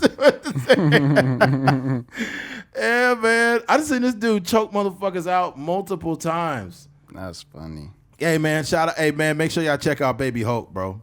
Just go to YouTube and look up Baby Hope, and you'll see videos of this dude just hurting people. Beating people up. Yeah, what are you looking it up or what? Yeah, I'm looking at it. I'm at his fights right now. Oh, which one are you looking at? It's just Oh, is this one? That's probably more of the recent. Yeah, he about to slam this dude. He got him over his head. Look at this shit. See what I'm saying? He done picked this nigga up above his head and slammed him on his neck. Yeah. Now he grounding and pounding the dude. Mm-hmm. The dude is trying to get ground control. He just socking him the whole time. That's what you up against. Yeah, that's what you up against, man. You talking crazy. And you talking crazy to people, not knowing that this little nigga beat your ass. And then the thing about it, it'll be some dude, some big old sloppy motherfucker, like 6'5", 300-something pounds. Like, fuck you, dude. Shut up, you little motherfucker. Fuck you, man. And you get choked out and beat up, blood everywhere. You looking crazy now. All you had to do is just be nice. Yeah. All you had to do is be nice, bro. That's what I be thinking about Justin Cummings. Like Justin may be like 5. He may be like 5'2", 5'3". Nah, he ain't that little. Justin's short. Yeah, I don't know about 5'3". How tall you think Pat is? Pat about 5'4". 5'4". Roughly, right around there. Yeah. Pat's not very big. My FUTs. Now, and in height? Who's bigger than who? That's what I'm gonna see. I don't know. You gotta look it up. Look at the pictures. Yeah, man.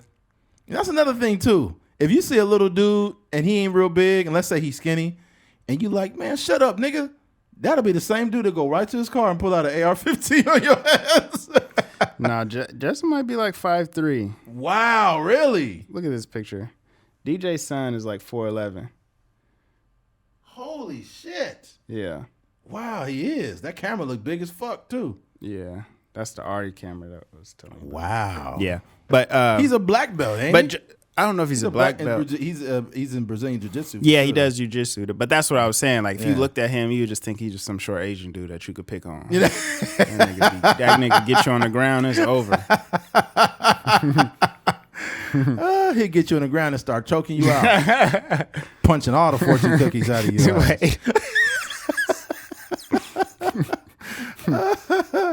Oh, that's got to be embarrassing too. I'm 37, bro. You know how embarrassing it'd be if I get in an altercation and somebody get the best of me, because that's the reality of the world. Mm-hmm. Somebody gets the best of me, I'm getting beat up, and now I'm getting videotaped. This is the worst part too. Somebody getting the best of you, you're getting beat up, you got a podcast, And got a everybody's like, podcast. that's Eddie from the podcast getting beat up. Now I got videos circulating around on me like Charlemagne all over the fucking internet. Would you rather have it happen in real time, or would you rather happen like you get famous and then it circle back like years later? I'd rather not happen at all, nigga. Shit. I like to keep my health.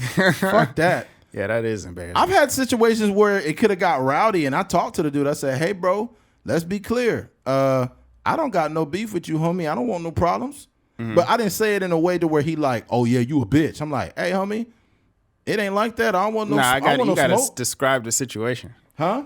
So you got to tell me the story. Like what was the scenario? You know, we're in a club setting. Yeah. And we're like outside. Something happened. He like, hey, but what's that? What's that? Like, it wasn't like, he was almost coming at me as just like, yo, like almost try to press me. And I'm like, hey, I don't want no smoke on me. It ain't nothing like that. I don't know what's going on, but ain't got nothing to do with me. We cool. Yeah. And we shook hands and dapped up and we moved on. Because sometimes of the way sometimes you gotta like, if you know it could get ugly, like on both ends, like it's gonna be like freaking what was that, Rocky 6 with Drago and like we both swinging at each other and niggas is falling.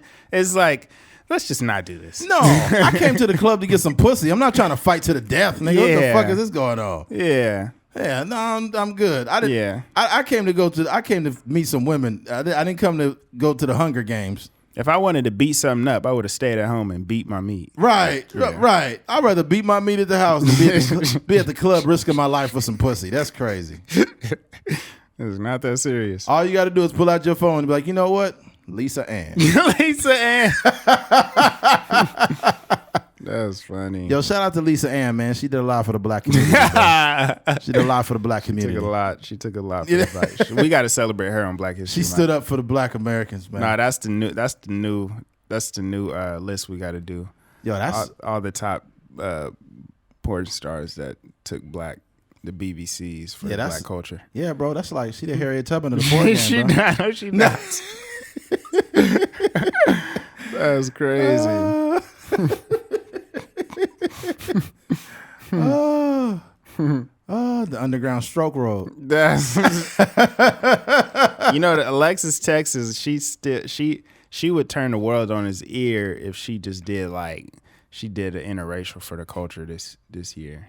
Because you know she never did like an interracial scene before. I don't think that's true. She never done a scene with a black guy. Are you sure about that? I'm not like I'm about to look it up. No, that's a theme. Really? Yeah. Alexis Texas never did a black guy before? No, I mean, not on camera. I think she said she did. That's crazy. My thing is, like, I'm a very casual porn watcher. I'm not into the culture of, some people watch so much porn that they just know everything. They know like the stars and I stuff. don't care. I watch the amateur shit. Like regular looking people. With the iPhones. Yeah. I watch some iPhone 10 porn. That's crazy. Like the chick that just got off of work at Applebee's or something. Yeah. You know? Yeah. I can't do it. I need camera angles. I need an over the shoulder shot. Wow. Yeah. High production value. Yeah, I need the production value. It's too much, man. It just makes you feel weird when you rubbing one out in 4K. It's like, this is too much production. Maybe that's films. Before film school, I probably didn't care. Then after film school, I was like, I don't know about that. I just don't like the dialogue in this scene. The writing's just so horrible. The second act, I just don't get it. Yeah, I can't do it. Yeah, they definitely should have. They should have really improvised on that scene. The cinematography is just. You imagine this nigga, the most bougie porn watcher. He probably be on page 9,000. The arrow. He ain't got no more arrows to press. That's crazy. I just think, and here's the thing. First of all, I don't think at this point, people should be ashamed of porn. I don't think. Here's the problem. Porn is terrible when you have a porn addiction. Right? I've never had that. So when I hear people talking about like, we need to stop watching porn and blah, blah, blah, I'm thinking like, speak for yourself, nigga. I've never had a problem where I needed to watch porn. I don't even watch porn that often. So it's not even an issue. I wonder what is that? What does the addiction look like? Is it just like you got to wake up? We seen it already on MTV. I can't stop. I'm addicted to porn. You seen it? I don't remember watching that episode. Yeah, I seen it. But what was his day like? Like what? This nigga was beating his meat all day. Nah. This nigga was jacking off like 6 times a day. God dang. Like, how can you have the energy to live life? Yeah. That's time consuming. This nigga just ain't got no nut left in his body. Yeah. Yo. That's crazy. Yeah, that's crazy. Yeah, but the dude, it was called True Life. Yeah, I remember those. True Life. I'm addicted to porn. And the dude was like, he said he had like it was like a meme before memes were a thing. This came out in like 2004 or 5. Mm-hmm. I'm addicted to porn. And he's like, so what are you going to do? He's like, I'm about to go jack, bro. He said that? Yeah, he said, I'm about to go jack. He just being the why did he short? Like, why did he abbreviate it? I guess he's trying to make jacking I'm off about cool. to go jack, bro. Like, this is the podcast, and for content purposes, I may say things like that and laugh, but I would never advise strangers or just people like, hey, let me hit you back, man. I'm about to go jack off. I would never tell nobody that. That's a wild thing. That's a wild thing. I would be lying. Like, I'm kind of hungry, bro. I'm about to go make me a hamburger. Meanwhile. But the burger come after. So after a good, be hungry. you need hungry after that. I'm after that jack. I'm gonna go get some jack in a box. Yeah. You gotta feed the beast after a good jacking. You have to go jack, bro. That's one thing about sexual relations or just a good jack, man. You got to get a good meal after that. Yeah, you got to. That's because and you'll be hungry. You'll be like, oh my God, you're eating so much. Like you depleted all of my nutrients. Yeah. What are you talking about? And you can't do it before because it's just like, you know. You're not trying to get a bloated jack. Yeah, you don't want no bloated jack. You gotta be, you know. Mm-hmm. Gotta have your mind right, bro. About to go jack, bro. It's a wild sentence. Yeah, about to go jack. Right. Even say that like to your friends, like, hey, what you got going on after school? I'm about to go jack, bro. Yeah, I know that's too much. Mm-hmm. That's too much. Hold on, let me see something real quick. Okay,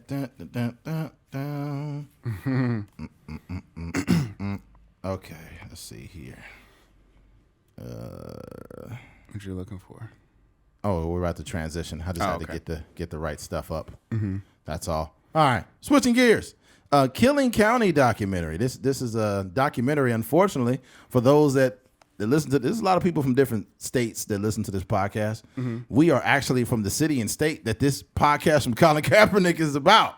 Yeah, round of applause for that. This is not the good publicity that we would like, but yeah, we are from Bakersfield, California. Hey, it was one of those girls on there she got a BB. She definitely have a BBL. The one with all black BBL. on. Yeah. She got some of that money. She got that BBL. She took that money and got a BBL. Yeah, she totally did. Dang. It's unfortunate. Because it's funny because when she's sitting down and it can't see ain't no telling the timeline of stuff, and I don't want to say how it played out, but when she's sitting down, she just looked regular, and it was a certain scene. I was like, she filling out those jeans. And the pants. Usually BBLs be big from the side and the back. Yeah, he's just like, whoa, I seen a BBL today, and my heart was crushed. Why you say that? Because it just is such a bad BBL. Ugh.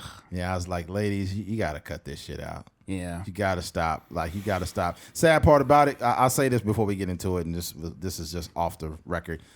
A lot of you guys, at least 75% or more of women that get these surgeries, you never fucking needed it. You never needed it. You just are on the internet too much comparing yourself to other women. You never needed it. A lot of y'all be having nice bodies. You got a nice ass. And even if you ain't got no ass, who cares? Yeah. Who cares? You not having that much booty is okay. Like, it is perfectly fine. And that sounds like the political correct thing to say. But I'd rather mess with a chick that don't got that much booty over a chick that got a big old fake, crazy, lopsided ass. Yeah. You know what you're wearing now? You know what you're wearing? You're wearing your insecurities now. Your insecurity is stuck on you for the rest of your life. That soggy BBL you got back there is just showing you. It's just showing the world that, hey, I was so uncomfortable with myself that I went out and put this big fake butt on me because of what I seen on the internet. And a BBL is a very hard thing to pull off. I seen some women pull it off, but they had good surgeons and shit like that. Mm-hmm. Did you know that when women get BBLs, they got to go back sometimes 2 or 3 times? Mm-hmm. They got to do like 3 different surgeries for that. Mm-hmm. And it's also a dangerous surgery because there's main like veins and arteries back there. You could get infections, all kinds of shit. Yeah, They're that's risking. crazy. Women are risking their lives to put these fucked up booty sacks on there.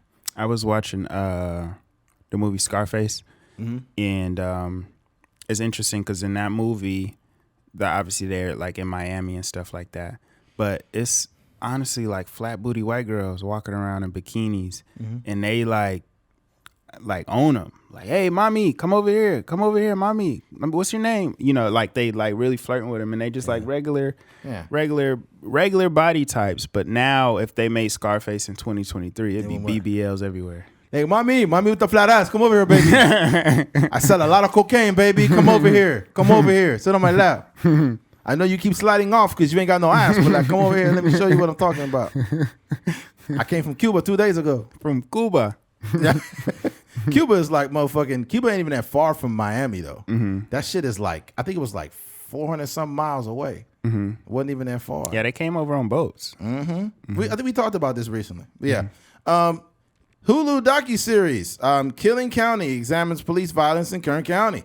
Documentary series airing Thursday night on Hulu takes a closer look into several controversial deaths, including Kern County law enforcement. Killing County, which has ex-NFL player Colin Kaepernick as executive producer, features interviews with family of George Ramirez, a family informant fatally shot by officers outside of Point Sheridan on California Avenue in 2013 after leading police into a location of a parolee.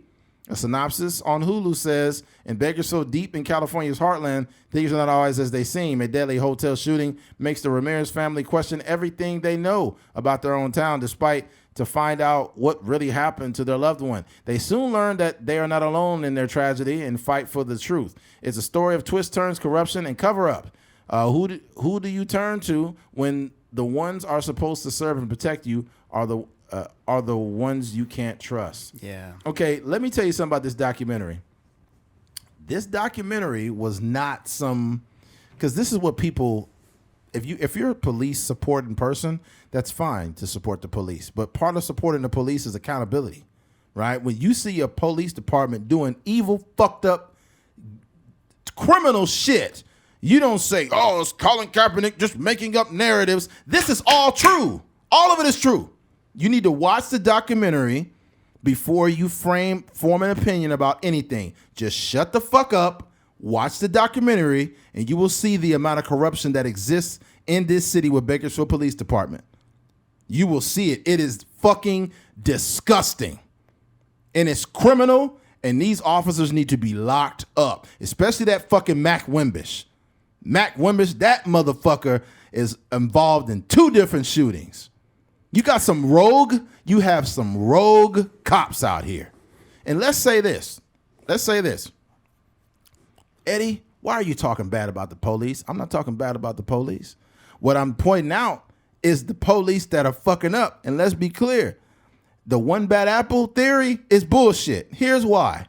I'm not here to say that most cops are bad or good, but what I can tell you is they are 100% human, and where there is human error, there is corruption. Sorry to cut you off, but the reason the bad apple, the cliche, doesn't work is because it's a system. 100%. And the system is like designed so that no one gets in trouble. You know, none of these police officers have been convicted of anything. Nope. There's been a few leave of absences, and that's for a decade. Or, since 2016 or whenever they started. Yeah, 2015 when they started documenting this stuff. Yeah, and I'll say this right here. The idea of the few bad apples thing is bullshit because, first of all, this is where it falls flat on its face. When you're dealing with the public, you can't have any bad apples. This is not McDonald's where you burn a batch of fries and just make a new batch. You're dealing with human lives, and the mistakes and the shit that you do will affect people for the rest of their fucking lives. Not to mention, there's a lot of different lewd behavior and bad activity. We just seen a cop a couple weeks ago that was sucking off a bunch of cops at the department. There's a bunch of cops fucking up all over America. And in Bakersfield is one of the fucking worst. I don't want to hear any apologists. I don't want to hear anything about, oh, God, they're just trying to make the BPD look bad. I got teammates that I used to play football with that are cops. Great guys, but that don't mean that their buddies ain't fucking up. I've had situations where I've been stopped so many times for no reason. Because there's been a lot of civil rights violations out here in Bakersfield. They were leading in civil rights violations, which is also a problem.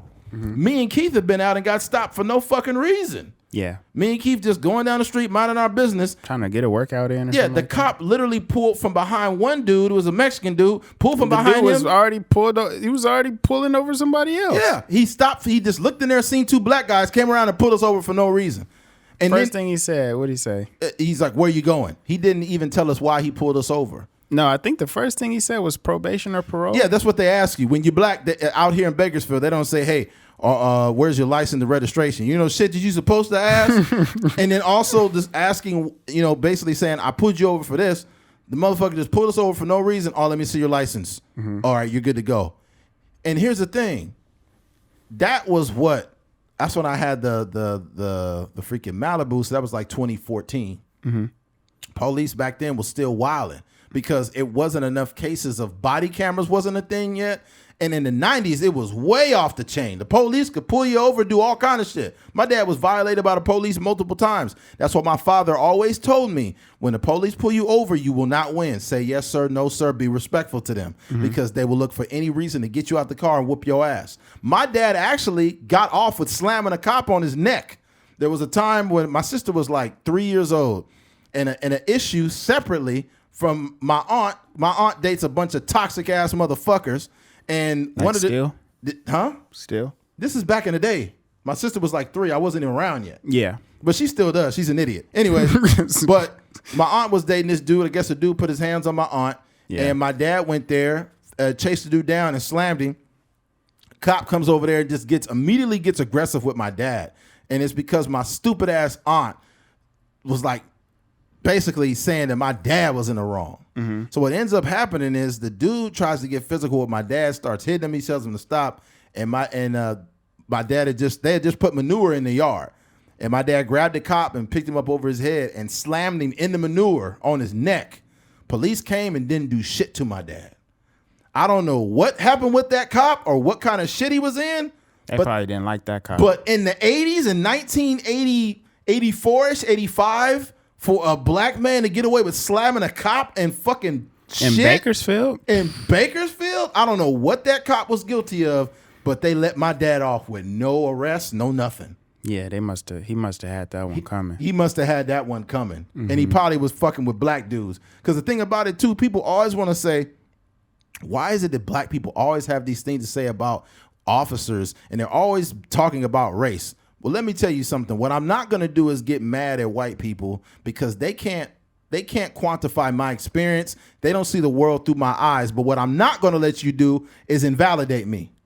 Okay? I'm not a motherfucker out here screaming racism every 5 minutes. That ain't my thing.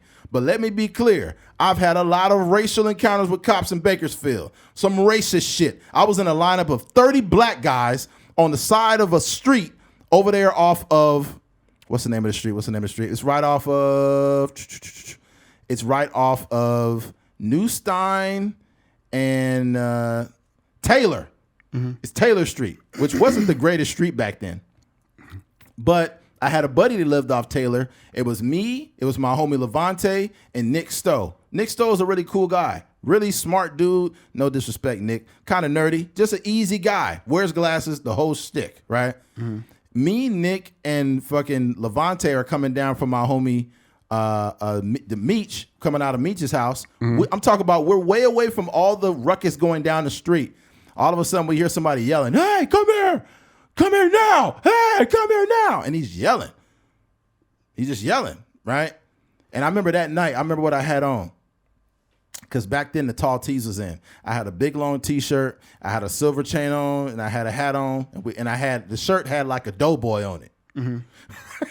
Don't tell me why I was wearing that bullshit. But anyways, we're going in the car to leave, and then the cop starts jogging down the street towards us, and we're like, what? And he's like, come here now. Fucking come here now. He's cussing us out. He gets behind us, right? And he's walking us over there, and I try to say, what's going on? And he didn't. I'm not saying he had his gun on us, because I don't think he did. I'm not going to make up some story. But he looked like he would have pulled that motherfucker. So he sits us down. We're sitting down there, and there's literally at least 30 black guys from the age of about 21 to about 23. We're all pretty young. None of us look alike. None of us. Which proved this is racist. Because you're just picking any black guy that's in the area, right? And then the actual victim of the crime, it was a break-in. Her brother came out, and he didn't know what was going on. He's like, what the fuck is going on? Who did what to my sister? And he's a concerned brother. After his sister has been victimized, they take him. The police grab the brother, who is just a concerned citizen. They grab him and slam him against the fucking wall. Boom. And you know how on those apartment walls, there's like it's not like plaster, but it's like this crumbly. It's kind of like, it's like if you ran your hands across it, you scratch it off. They hit him so hard on it that a piece of it came off and it was crumbles everywhere. And then one of them choked him, got him down, arrested him for no fucking reason. And right when that happened, I looked at Valentine and I said, hey, don't say shit. Just be cool. Don't say nothing. One of the cop walks up. They walk up to me. I swear to God, my right hand on my father's grave. My right hand. He walks up to me, and I was pretty big. I was probably then about 275, 280. No, I'm probably like 265, but I was still lifting weights. I was pretty big. He's like, so what's up, man? You play football? I was like, not anymore, but I play for BHS. He's like, oh, so you're a big motherfucker, huh? You're a big motherfucker. That's what he told me, and I was just like, what? Levante ran track at Highland. He's like, oh, so you're a fast motherfucker, huh? You're a fast motherfucker. That's what the cop said to us. Swear to God. And I'm just like, what the fuck is going on? This is some sick shit. Then some younger girl was there, and they was having conversations about how nasty that girl was. Like, yeah, she's a little slut. She's a little whore. She's nasty. That's what the police was I saying? swear to God, on my life, on my father's grave, these disgusting, racist, nasty fucking cops were talking about how a teenager was a slut and how she was nasty, and you got 30 black men on a fucking curb talking to us like this. It was the most vile, it was disgusting. And then he finally gave us back our IDs, said, all right, you guys are good to go. You get out of here, right? So we left. And that day, and I remember Nick was crying. That day when I went home, bro, that just told me what kind of shit I was up against. And that wasn't the last time. Like, I got stopped so many times. One time that really stuck out to me, too, it was me and my homies. We was going to some house parties. This is back before we were 21 years old. And a cop stopped us, and my homie had a red shirt on. And I think he was the only one with a red shirt. And he's like, what the fuck are you guys doing out here? And mind you, this is new development in Bakersfield. My homie, who was African, his family made good money, and they lived in this brand new development. He said, I live out here. He's like, are you sure? What the fuck are you guys doing out here? What are you doing in this neighborhood? And he was like, I live down the street. I live right there. The cop was insinuating, why are you three niggers doing in this neighborhood with a red shirt on? It was the most disgusting shit that I have dealt with as a young black man in this city. I have also had times where it wasn't anything racial, and I had to apologize to the cop. This is how I know I'm an objective person. I got pulled over, and he said, your light's out, this and that. And I was just like, oh, when you get fucked with by the police so much, you just get exhausted. So the cop gets in his car, and he's like, oh, whatever, man. So he leaves. I go back and check my light, and it's really out. And I said, excuse me, officer, I want to apologize. You was just doing your job. So I'm a guy who has been through a bunch of racially fucking charged, draining nonsense for most of his life out here in Bakersfield. And I'm also a guy that knows cops that are just doing their job. You know what? Actually, another one that was disgusting, I mentioned on the podcast too. I was coming down California Avenue. I was crossing Union. I was headed west on California. The cop was driving down Union. He was headed north on Union. He did an illegal U-turn to come around and pull me over in the Food Max parking lot. And he pulled me over and says, are you on probation or parole? And I was like, no. And then he said, why don't you have rims on your car? He asked me, why didn't I have rims on my car? And I couldn't believe it. I was like, what? He's like, yeah, why don't you have? I said, dude, I don't got no money. This is before I was trucking. This is like 2013. I said, I don't really got money like that, bro. I just got just this regular stuff. And he took my license. He said, all right, man. All right, I guess you're good to go, man. The cop pulled me over, did not give me a reason why, asked me if I was on probation or parole. I just want you guys, before you invalidate black people that have claims, talk to your friends that happen to be black. Or talk to somebody that literally has a history of being fucked with by the cops. Better yet, any woman that is non-black who dates a black man will tell you how many times they've been stopped by the police for no fucking reason. Mm-hmm. I got stopped. It was a chick I was dating. She was Mexican. I got stopped by the police, and she was like, "What happened? Why did he stop us?" She was just so clueless. She was so oblivious to it, but I was used to it. Mm-hmm. It's sick, man. I know I went on a tangent, but it's really triggering. When it's happened enough, man, it's triggering. Mm-hmm. I think the beautiful thing about this documentary is that there's no black people in it. Not really. No, there's not, huh? None of the people that got killed were black. Only the cop is in there, the one that's doing like the commentary. Yeah. Mm-hmm. Mm-hmm. And I think that to me is powerful because one, everybody thinks Colin Kaepernick is just like this race baiter, anti-white, person, but I think from the beginning it's always been about the justice system, right? And how he just didn't appreciate how police officers handled, just citizens and the society. And also, I think that there's this idea that happens, especially in Bakersfield. There's a separation, right? That there's some Mexican people out here that think like they don't live under the same circumstances. Like, oh, dang, that's sad what happened to George Floyd, but not knowing they have like situations that they go through that are similar, So it's just, I don't know. I just get this from having conversations with Mexican people. Sometimes they often feel like there's like, dang, like this, I'm praying for your people, bro. But it's like, no, like this is a problem. This is a police versus society thing, or police versus civilians thing. This is not a black and white thing, a black and whatever thing. So I think that is kind of like one of the messages that gets like shown in this documentary. And obviously Colin Kaepernick is a person that he got the afro, and he's obviously very influential in black in the black community. But I think the way he put this thing together by showing like it's like 3 or 4 Mexican families and then 1 white family and officers, police officers. Having journalists. Yeah, exactly. So that's another aspect of it. But I just think the way that they painted Bakersfield was like it's just real, right? The way that they set it up, like, this is a very diverse city. They had it's also a people that is like the people moved from the Dust Bowl and all that stuff, and they moved out here. It's like one of the only towns that still has that kind of like more West country, Texas, West Texas than West Hollywood is, I think, what they said. Exactly. That's true. Yeah, that's big industry, oil. Yeah, so it's kind of like a big city with a small town vibe. That's kind of how they describe it, and that's real. And when they get down to it, it's crazy because James, who we were talking about on the podcast, James De La Rosa. Yeah, that's a person that I didn't know he was going to be mentioned in the documentary, but that's a situation literally happened off the 178 over there. And I don't remember how I knew him. I think I knew him just like in passing from like going to parties and stuff like that, and just seeing him around. And I do remember that situation. And when you know these people, and the guy David Silva, he just has a familiar face. So I don't know if I might have seen him around in some capacity, on a bus or something like that. Yeah, you just never know.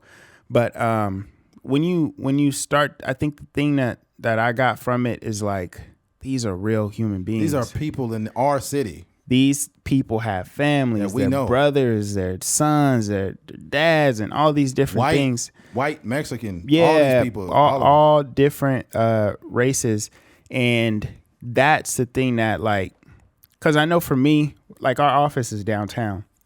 So when they're doing these protests, sometimes, like, I if I'm here late, I hear some of it. I see the people standing out there, and I don't really know what's going on. I'm just kind of like in my own world. But I think that like this documentary allowed me, not that I didn't have like empathy for these people, but it just allowed me to have like, you know, more of a heart for what these family members go through, because 100%. I think a lot of times like we be so caught up in our own world, we be so caught up in podcasting and, you know, chilling with our own families and working and all these different things that we don't always know the ins and outs. And especially when people die, like my cousin got murdered, right? And when the article comes out, it says Tremel Shotwell, blah, blah, blah, gets, you know, shot. If you got any details, call the 66133 whatever number, the Bakersfield hotline or whatever, right? Mm-hmm. That's all the information that we get. And that's what happened when these people die. Yeah. When the police shoot somebody, it's like for months, weeks, there was an officer that got grazed, or officer shootout, or whatever the case may be. If you got any more information about this situation, call this number. And that is like a paragraph. It's a lopsided energy when an officer first of all, when an officer is affected by something, if the officer is innocent, just trying to do his job, my empathy does go out to that officer. Mm-hmm. But my issue comes, why isn't that same thing granted to the people that they shoot? Mm-hmm. Why isn't the one bad apple theory narrative real with people? Yeah. You know, and it just, the thing that's crazy to me too is it's strange too. I don't want to jump around, but I knew James De La Rosa. I'm not saying we were best friends, but I knew him very well based on the fact that we would always go to the gym. We went back in the day, Body Exchange was off of Oswell. And the new one's kind of off of Oswell too, but it's kind of closer to Walmart now. Mm-hmm. But back then it was over off of Oswell and further towards the 178. And I seen James De La Rosa go from like over like 400 pounds or around 400 pounds to getting smaller than me. And he was determined. He would go to the gym sometimes 2 times a day. We would have conversations long after our workouts. And to have a conversation with him and talk to him all those times and look at how hard he was working, and then you see him shot on the news, it's like, what the fuck happened? That was a trippy part, because they said exactly what you said on the podcast. He lost a lot of weight. Yeah. And they were like, he would never carry a weapon, none of that. They were saying if he reached for his pants, which they were saying when he came out of the car, he was waving his hands. He said it was because his clothes was too big, and he was probably, holding trying to pull his pants up. Yeah, but I think when they talk about, this is what I don't like, is when something happens and the police shoot somebody, they invalidate him like, well, he wrecked. What was he doing wrecking? And he wasn't a nice person. It's like, what you have to understand is this. It is a real thing when the police are behind you. First of all, let's be clear. He was driving fast, got off the freeway. I don't know what was going on in his mind. Sometimes people fucking get scared and they behave erratically because the police are behind them, right? I think he crashed prior to the police. He did crash prior. Yeah, he was drunk. I guess that was the thing. Yeah, I think he was driving drunk and he crashed into the thing, and then that's when the police showed up. Yeah, afterwards. But the thing about it is the police, like, I think that there are some, I really believe this. Have you ever listened to like a gangbanger, like a person that's a Crip or Blood, and they constantly like glamorize the dumb shit they do? Yeah. Like, yeah, cuz we seen homie off of 34th Street and we pulled up on it like, what's up, cuz? You know, you ever heard them tell these stories? Mm-hmm. Gangbangers be telling stories like about bullshit like it really matters. Mm-hmm. I think cops sometimes do the same thing. Yeah. They said, did you see what the dude said? The dude said something about he said like oops or something. What did he say?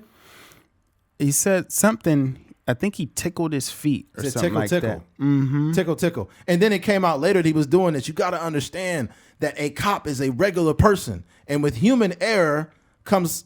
It's not even human error. Anybody that is human is capable of the unthinkable. So we have to stop trying to soften the blow on these officers. There are some officers that go to work like, dang, I hope I could kill somebody today. I heard something on the Joe Rogan podcast that made me just like think differently of Ronnie Coleman, the ex-bodybuilder, right? He was on there, and when he was a police officer, he said, I love my job. He's like, I didn't really get to beat nobody up. I wish I could have beat somebody up. And I'm thinking like, I know that you're saying that maybe in I guess in a satirical way, but I think he meant it. Yeah, for sure. Mind you, this is a bodybuilder on a police force, pumped up full of fucking steroids. Yeah. Pumped up full of gear. He couldn't even...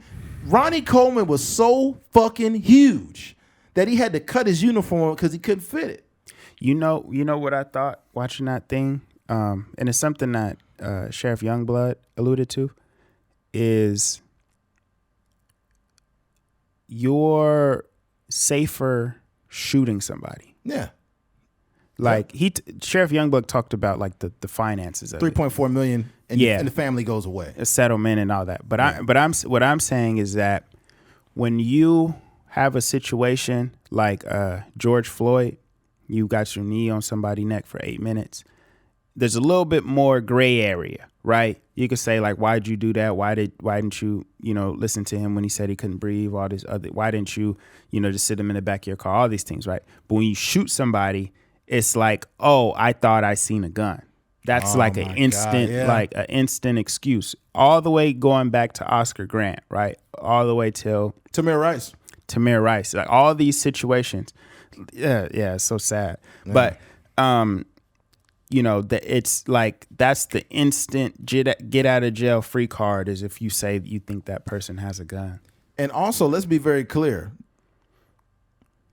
The reason why I'm so objective when it comes to these things, we just talked about a double amputee, right? And how the police shot him. But we didn't try to make him out to be this innocent person. Mm-hmm. We literally evaluated each case separate, case by case, and said this guy was a stabbing suspect, had a large knife, and was wielding it at the cops. And they tried to use non-lethal force before they shot him. I'm not trying to validate them shooting him. I felt like they could have exhausted more. But did I just say, oh my God, these cops are racist, they shot somebody in the double amputee? I look for the nuance in everything, right? I'm not Candace Owens, okay? Candace Owens, after that terrible shit went on with George Floyd, this fucking idiot goes on there and says, well, he wasn't like a kind person. What does that got to do with anything? It's like, look here. Sorry, I'll let you finish, sorry. Look here. This is why it's dangerous to do what she did. Mm-hmm. It's dangerous when you go back. She did the same thing with what's homeboy that was jogging and he got killed. Oh God, I forgot his name. Yeah, Ahmaud Arbery. Mm-hmm. He was more than a jogger. Turns out these motherfuckers just killed him. And she never went back retroactively to say, you know what, I was wrong. All she did was galvanize the wrong people. She galvanized a group of people to look at this black man as some fucking criminal that was doing something he shouldn't have been doing, when in actuality, it was these racist motherfuckers that pulled up on him and shot him. Yeah. Okay? That ain't cool. Mm-hmm. And they ended up going to prison for the shit they did. They were wrong. Mm-hmm. And one of the dudes that was with him, he ratted them out. What does that tell you? They was in the wrong. They was looking for somebody to hurt. Mm-hmm. So that's the issue I have with people. When you talk about this shit, you need to be objective, or you won't be able to have a valid opinion when the shit goes south. Yeah. So that's my thing, man. When it comes to some of these cases, now there was one that we seen, I forgot the kid's name, the one that robbed the subway. Mm-hmm. In the documentary. There was a guy that robbed the subway and he used the tire iron, but it was a specific tire iron and it did look like a gun. Yeah, it did look like a little, like a rifle. It looked like a rifle. Mm-hmm. It did look like a rifle, right? But it's also true that they didn't give him a motherfucking inch. Yeah, I remember what I was going to say now. Yeah. The beautiful thing about this documentary, and just like from a cinematic standpoint, like I really appreciate what they were able to do, just from a filmmaker's perspective, right? The ambiance of it. But one of the things that what they did was they didn't make anybody perfect. No, they did not. Because generally, not all the time, there was probably one person that was like completely absolved from doing any wrongdoing, and that was David Silva. Mm-hmm. All he was doing is freaking leaning on a fence, right? Mind his business. Yeah, he went to the hospital and they turned him away. Oh wow, go ahead. Yeah, but it's funny, after watching that doc, I got like you know how you watch like Jeepers Creepers or something, and you'd be like, dang man, I don't want to, like, I'm not gonna go to sleep, I'm gonna stay up all night. I low-key be having like nightmares about, not literally, but like these kind of strange like little inklings about like police officers now after watching that documentary. I don't. I know I'm good. I know God got me. Yeah. But so the thing that I liked about it is they didn't paint anybody as like these perfect human beings. And that's good. Yeah, because, you know, I think what the real point is that they should be able to have their day in court. Yes. You know, they should, if they did something wrong, they should go to jail. They should go to prison instead of, you know, facing the death penalty for doing something that's like, you know, not worth their life. So yeah, I think that was one of the things that they did, you know. Yeah. What I don't like though, and what I've noticed is very liberal outlets always paint somebody as perfect and nice, and he was a good kid, he was this, and he was that, and this, and he had a pet dog, and he had all these things, right? But that right there is what is the problem. And what a lot of right wing outlets do is because they're super pro police, they paint the police. They make them look terrible, huh?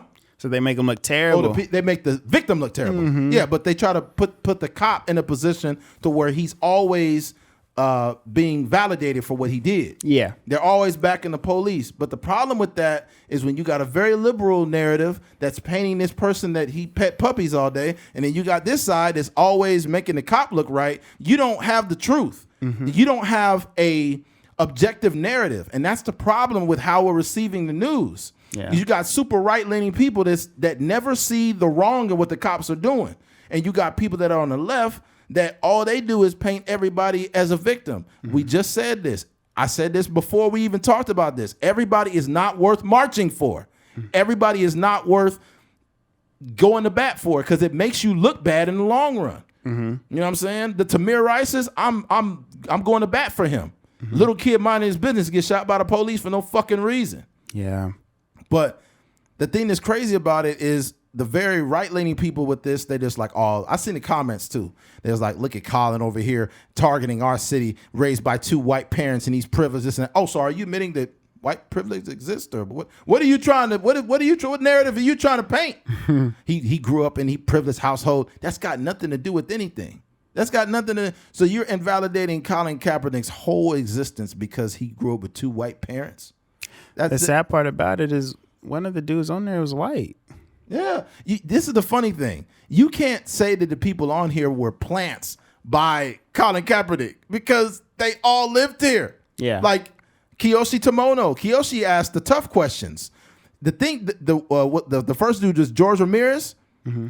That dude was an informant, but the police in Bakersfield illegally used him as an informant without him being documented as an informant, and they didn't protect him, and he ended up dead. That to me is criminal. They should be in prison for what they did. And what's his name? They show up to the scene not knowing which one is Hager, and which one is fucking Ramirez. Yeah, and they kind of looked alike. Yeah, and they just start shooting like fuck them both. Because also you got to understand, was there some type of how do you say? Was there intent behind what they did? Because they knew that they illegally used him as an informant, and if he went out and he spoke and talked about it, they was like, we don't want him to speak. What if that happened? Yeah, you never know. A lot of this shit didn't add up. And they keep letting these cops off, man. They got to stop it. What's that dude's name? Davila, or I forgot his name. The one that was in McFarland, USA. Demasio Diaz. Yeah. Okay, Diaz was stealing motherfucking narcotics and selling them. Him and homeboy, right? The fact that he's in the documentary is wild. He should still be in fucking prison. He should be in prison right now. Yeah, he got a good old boy's treatment. My uncle got a fucking federal drug charge and did 13 years. Yeah. So if my uncle's selling illegal narcotics and he gets 13 years, you being a police officer should get the book thrown at you because you know exactly how to break the law. You know exactly all the parameters of the law, and you broke it. And they let your bitch ass out, and you on there like, yeah, it was crazy. I got in too deep. Motherfucker, you a cop. Think about the amount of corruption that is going on in that department. And what's crazy, here's the crazy part now. BPD is getting watched by the United States. They can't fuck up anymore. They got no wiggle room. They got no wiggle room now. But that's that's what the documentary said. They said all this stuff by Kamala Harris and this monitoring and stuff like that, that's just a conversation. They said at the end of it, it says when all these things happen, they had all these settlements, right? $3.4 million. The family of the subway person got $100,000. The other family, I think the Ramirez family, they got 400 racks or something like that. They were saying first of all, that's taxpayers' dollars. The police officers aren't paying that. But they said when the California government comes down with these things and they're going to monitor for the rules and all these things to change, it's just talk, because there's no checks and balances. They don't actually have to change anything. And if they don't change anything, there's no consequences. So it's just like if somebody come in here and they just like watching us do our podcast and they say, hey, you should do this.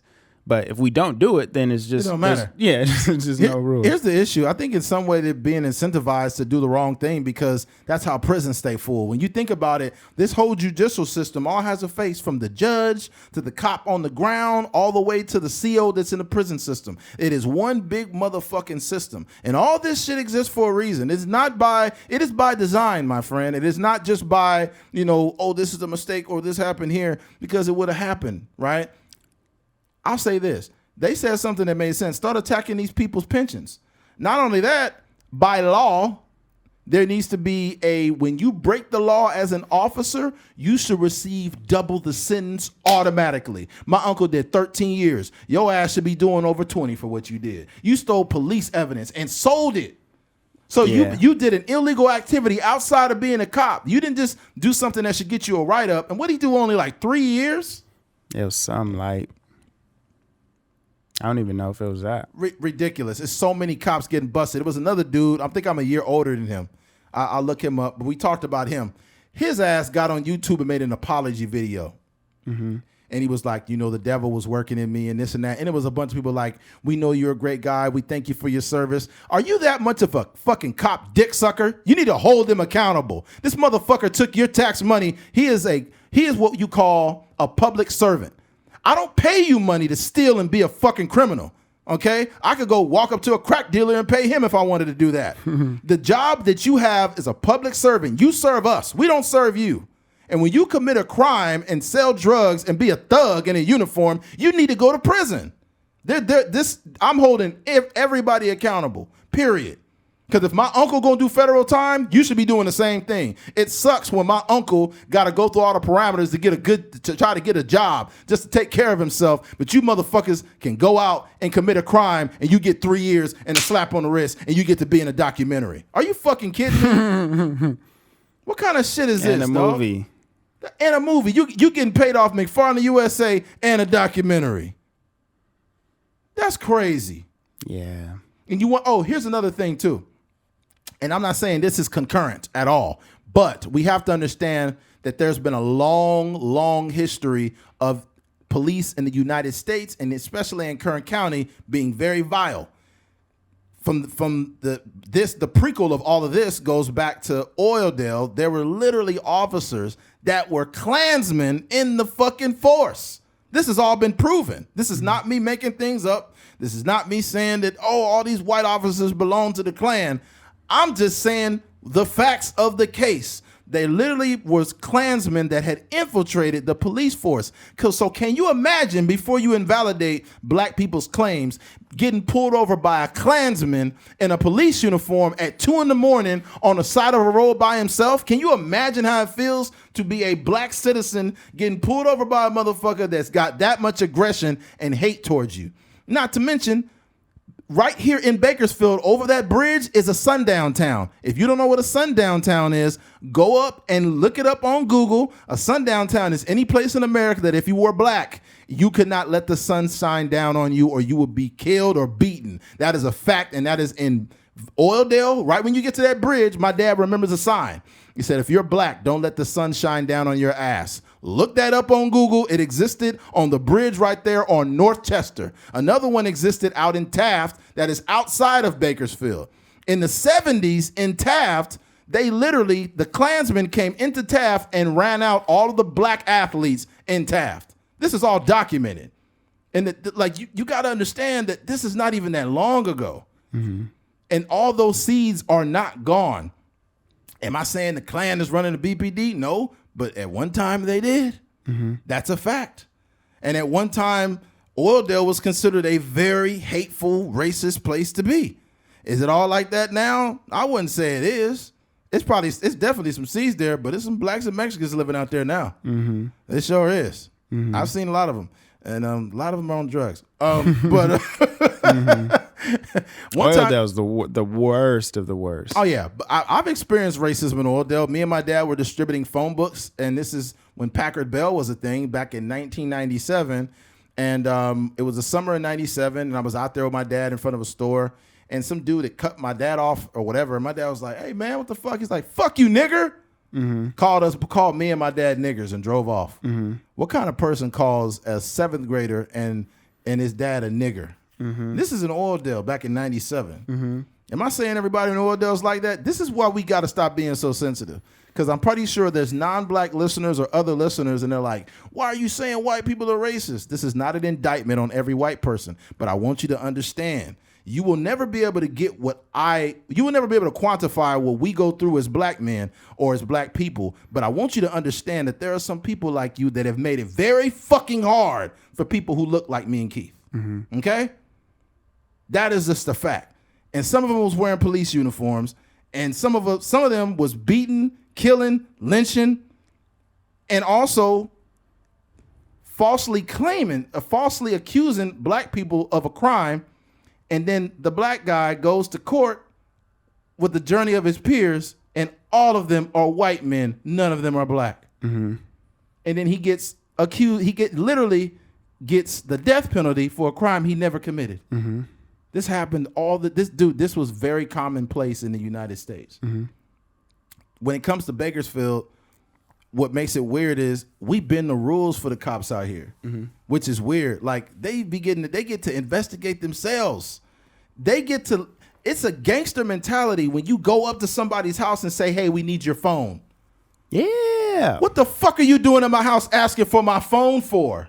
Yeah. You have no right to do this. This shows you the level. We wanted to see if there was anything that we didn't catch. Anything that we didn't catch. You need to get away from my motherfucking house. And here's the issue. When you're the police officer, right, and you're the police, the sheriff, who else is going to stop you? This is why it's scary.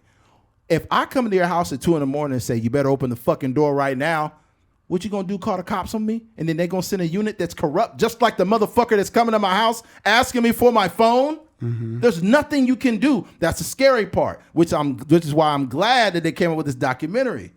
Can you imagine how many people in Kern County have been validated by these cops? Mm-hmm. And you know who else I feel bad for?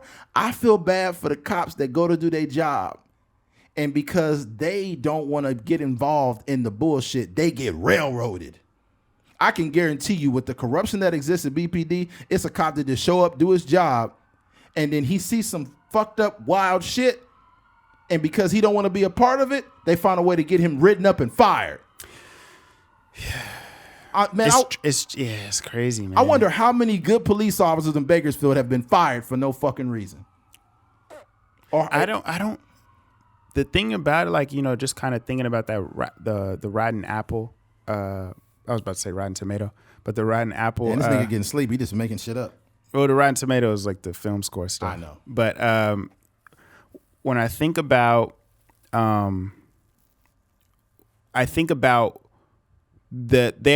what happens sometimes, and there's this case like with my cousin, Case and Guyton. That was fucking terrible, man. There are sometimes there's situations where there's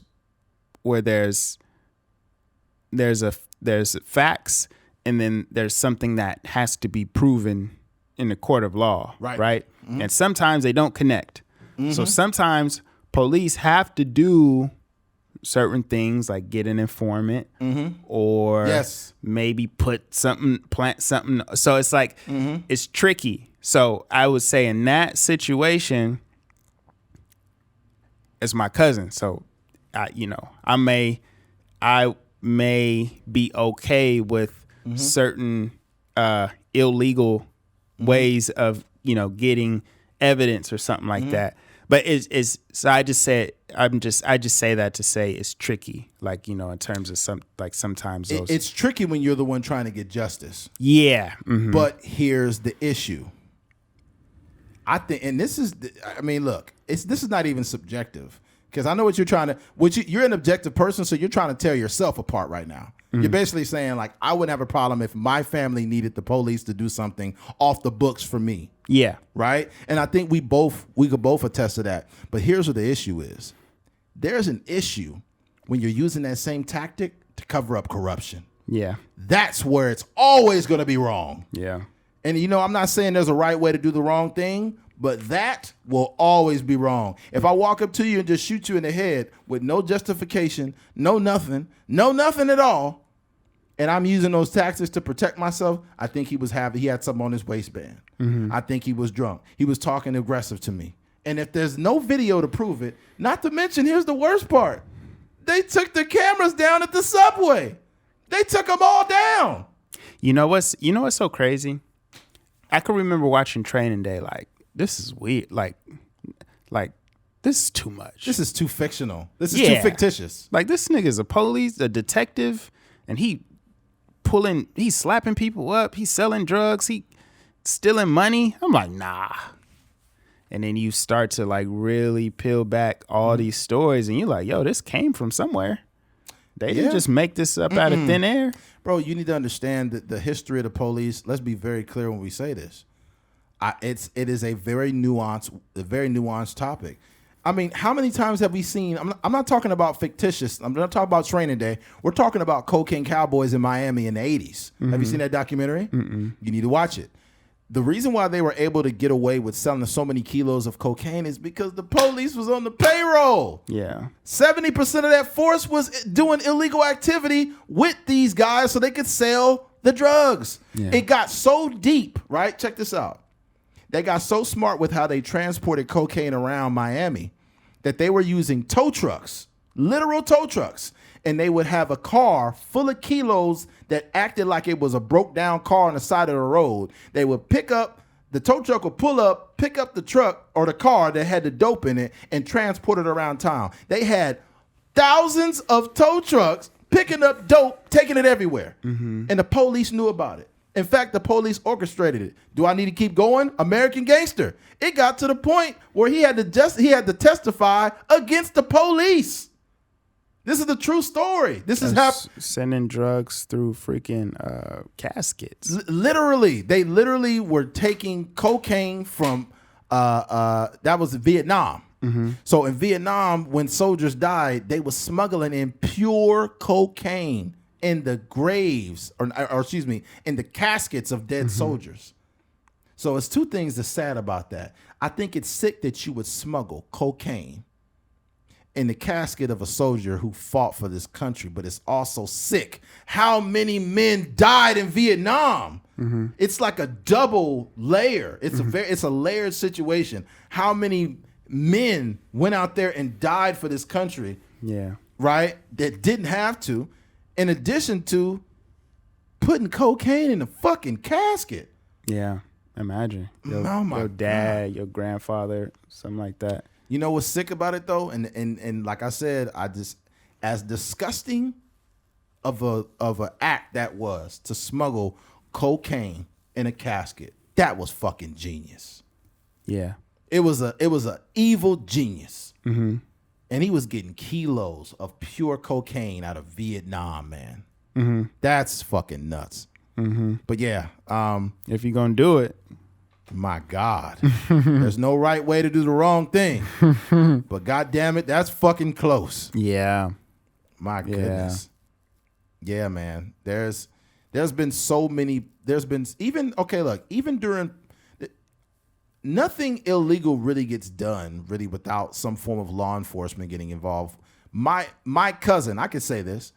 My cousin, his job literally. Because my cousin was a CO for many years, I think like almost 20 years or something like that. Mm-hmm. But he got promoted, and his job is literally to investigate COs. Literally. His job is to investigate COs that are smuggling dope into the prison. Recently, he told me that they took this chick down. She made $30,000 illegally through the prison in a month. They had a search warrant. They kicked her door down. She wasn't there. They eventually caught up to her and locked her up. This is a CO. So on every level of the judicial system, there is corruption. So this narrative, like, you know, it's crazy, and I don't want to compare you to like a police officer, but you can kind of see from a firsthand point of view. Not that it makes it okay for them, but I'm saying just being in a space and your eyes get big. All these TVs running in and out of here, nigga. If I just snatch one of these, there we go, and that happens. But these people are holding their hand to the Bible and raising their right hand, you know. And I think one of the things that I seen in there, and this is like the reason is from a creative. This documentary is amazing to me because this, like, I'm writing a thing now on Bakersfield, like this movie called The Field, and it just adds another element because it's already a hood drama about, like, you know, gangsters in Bakersfield, but like this adds another element. Like, dang, what if I have characters that are police, law enforcement, and how they get tied into the gang and stuff like that. So that made it cool for me.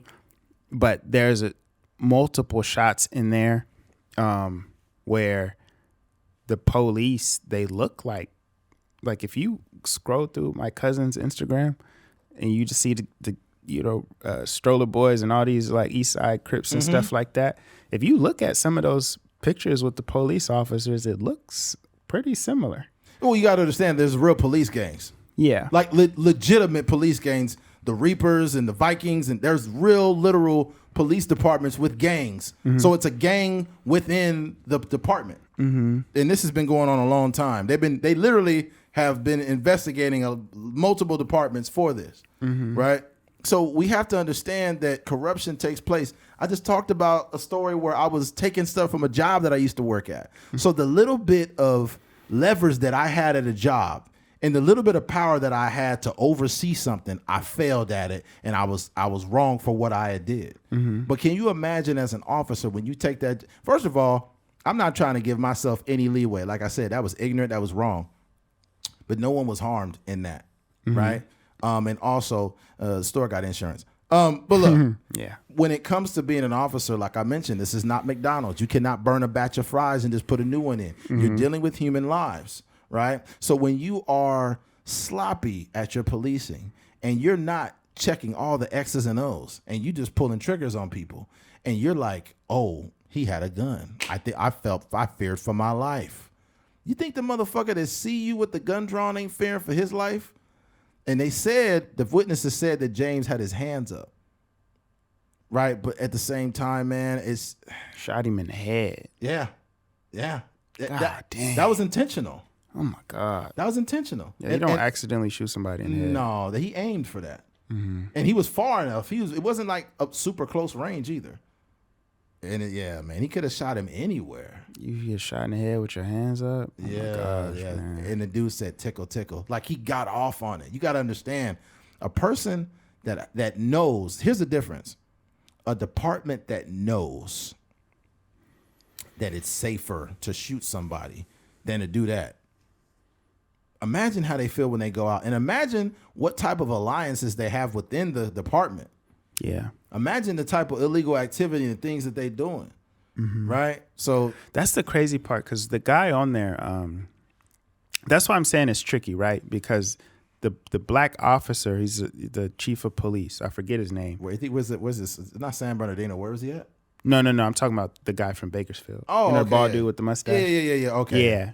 I remember he came to BC once at Bakersfield College, and he was just talking to I don't know if it was like a black thing or like some sort of black student community thing at BC.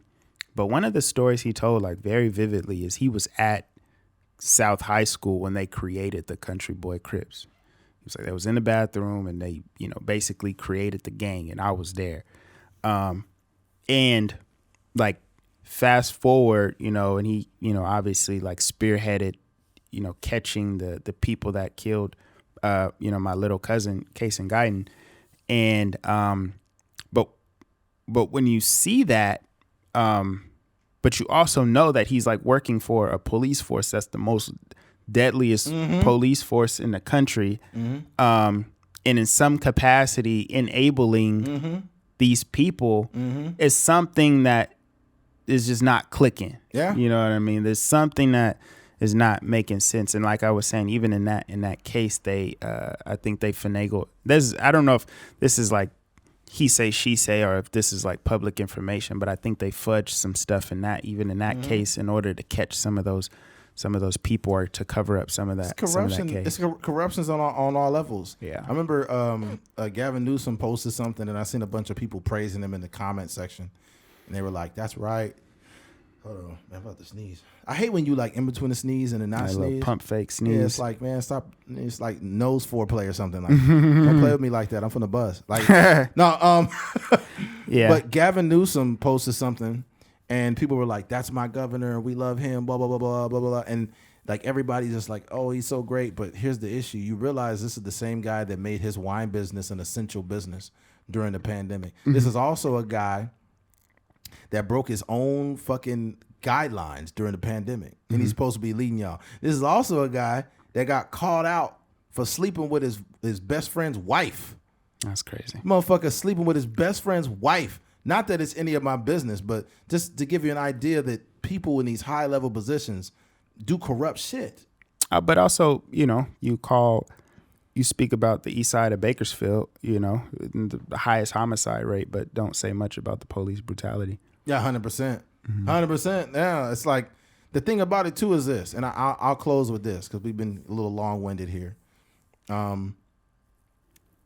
What's crazy, and I kind of lost my train of thought, but what's crazy not only about this documentary is the fact that a lot of people will invalidate any claims against the police because it's just, you don't know what they do at their job. You couldn't do their job if your life depended on it. And you don't know what it's like being a police officer, right? And that is supposed to be just a super valid. I don't know what it's like to be a cop. So that is a valid point. However, it's very simplistic. I don't think you should take on a job if you are not built for it. We watch cops all the time, man. Like the double amputee thing, that's bad. And I feel like they didn't exhaust enough resources. But if you shoot a 73-year-old man with dementia, why the fuck are you doing that job? Why are you doing that job? If I'm in my truck and literally I haul gasoline for a living and I just start hitting people, driving over people's cars and just being reckless, I can't say, "Oh man, I apologize." Nigga, they're gonna take me to jail. Yeah. Why is a guy like me that's a truck driver, why am I being held more accountable than police officers? That makes no fucking sense. I think that back in the day, and maybe not, maybe I'm just making this up, but I think back in the day when you were a kid and they like, what do you want to do for your career? What do you want to be in life or whatever? People put police officers. I think that some of those kids genuinely thought like, I get to help people. I get to be like a superhero in a sense. I get to go out and like, protect people that eat donuts and shit. Yeah, eat donuts and coffee and all that good stuff. People that break into houses, I get to help families out. I get to catch the bad guys and all this stuff. But I think somewhere along the way, there was like this infatuation with like the power that you wield when you're a police officer. Oh, yeah. Like you're God in a sense. Like I can kill somebody and take 2 months off, paid leave, and then I'm right back on the force. And I can do the same thing again, and nobody's gonna say nothing. That's a good point. Like when you're out and about. First of all, with me, I'm a law-abiding citizen, so when I see a cop, I don't really think of much. But what I do is I feel the energy, and the energy is this: if you in a grocery store or somewhere and a cop comes up in a uniform, they got the dark shades on. It's just a whole attitude. It's just a whole different demeanor. And the other day, not even the other day, probably about a week or so ago, swear to God, I seen it was like a golf cart that I guess somebody drove into, my apartments right there. And there was 2 cops right there. And I just said, fuck it, let me see what's going on. I want to normalize not just talking and dealing with cops, but if I'm a law-abiding citizen, why should I be afraid? You know how many white people I see the police and wave at them like, hey, how you doing? Mm-hmm. Right? So I said, you know what? Let me go ahead and see what's going on. I was like, what's up with the cart, man? And the cop like stuttered. Swear to God. He said, somebody just stole it. I don't know what's going on. But the girl in the back, the female officer, she wasn't acting like that. She was just like, yeah, people ain't got shit to do. I was like, apparently not. Somebody stole the fucking cart and drove it in here. Mm-hmm. And I was like, man, I feel bad, Jai, to come out here on that call, man, and just shooting the shit with him. And he's like, we got to take every call. And they look like we was around the same age. They probably was like 29 to like 35. Mm-hmm. Younger cops. But the thing about it is the fact that he was stuttering and shit. I had an LA Dodger hat on. I was just being a regular black guy, and I rolled my window down and talked to him. And I could see he didn't have a visceral response, but this just proved my point. This is why sometimes I do it almost as like a social experiment. Mm-hmm. Being black, pulling up on a cop, rolling your window down is enough for that motherfucker to be scared. Mm-hmm. That shit was like, really? Mm-hmm. You know how many... What time was it? It was daytime. It was probably... Oh, yeah, they tripping. It was like noon. Yeah. I could see if it was dark, I'd be like, I don't know. That's different. Because I'll be a little afraid of me at night. But... I'd be afraid of my reflection in the mirror at nighttime. If Keith rode up on me at night with that hair like that... Yeah. I'm shooting him. Yeah. I might shoot me too. I don't know, man. His hair was threatening. I don't know. Yeah. Yeah, but it just told me like the excessive stuttering that he had. Mm-hmm. Yeah. It's like the fear. First of all, the presence of fear comes with a subconscious thing. Mm-hmm. If it was an elderly white man that rolled the window down, I don't think it would be that type of a reaction. Mm-hmm. And people could say like, Eddie, I just think it's overblown, man. Mm-hmm. It's overblown. Just because you're black doesn't mean cops are scared of you, man. I'm not saying every cop is. He was. The female officer, she didn't react like that at all. Yeah, I remember I told the story on the pod a while back, but I'm downtown. I'm right here, and we have yielding left turns downtown, and I'm trying to make a left turn, and I forget. I may have been driving straight because the officer was making a left turn. I wasn't making. So I'm going straight, and then the police officer is making a left turn into the police department. So the light, you know how it is, like the light turns green, you just make sure everybody stop. It couldn't have been no longer than, light turns green, 1, 2, I'm got my foot on the gas, and the police officer is already huffing and puffing, like, I hurry up. Yeah. And I'm just like, dog, I just, where's your patience at? Impatient, like, I'm driving like a human being. But these are the type of officers that's protecting and serving us. I see the same thing with truck drivers too. Impatient truck drivers speeding, driving around cars, being dangerous. Mm-hmm. Why the fuck do you have a CDL if you're going to act like that, man? Mm-hmm. That's crazy. I will say this though. I'm going to keep this a buck. I've seen quite a few very attractive female police officers at BPD. Really? It's a couple. They didn't show none of them on the documentary. They wasn't on the documentary. I seen a few. Man. I seen this Mexican chick, and I seen a couple of these because it ain't no black woman on the force. Mm-hmm. But there was a couple looking good. Mm-hmm. This is how I'm going to game them. I'm be like, excuse me, here's my license. You could run I don't have a criminal record. I could take you out sometime, go to BJ's or something. Yeah. Grab something to eat. Yeah.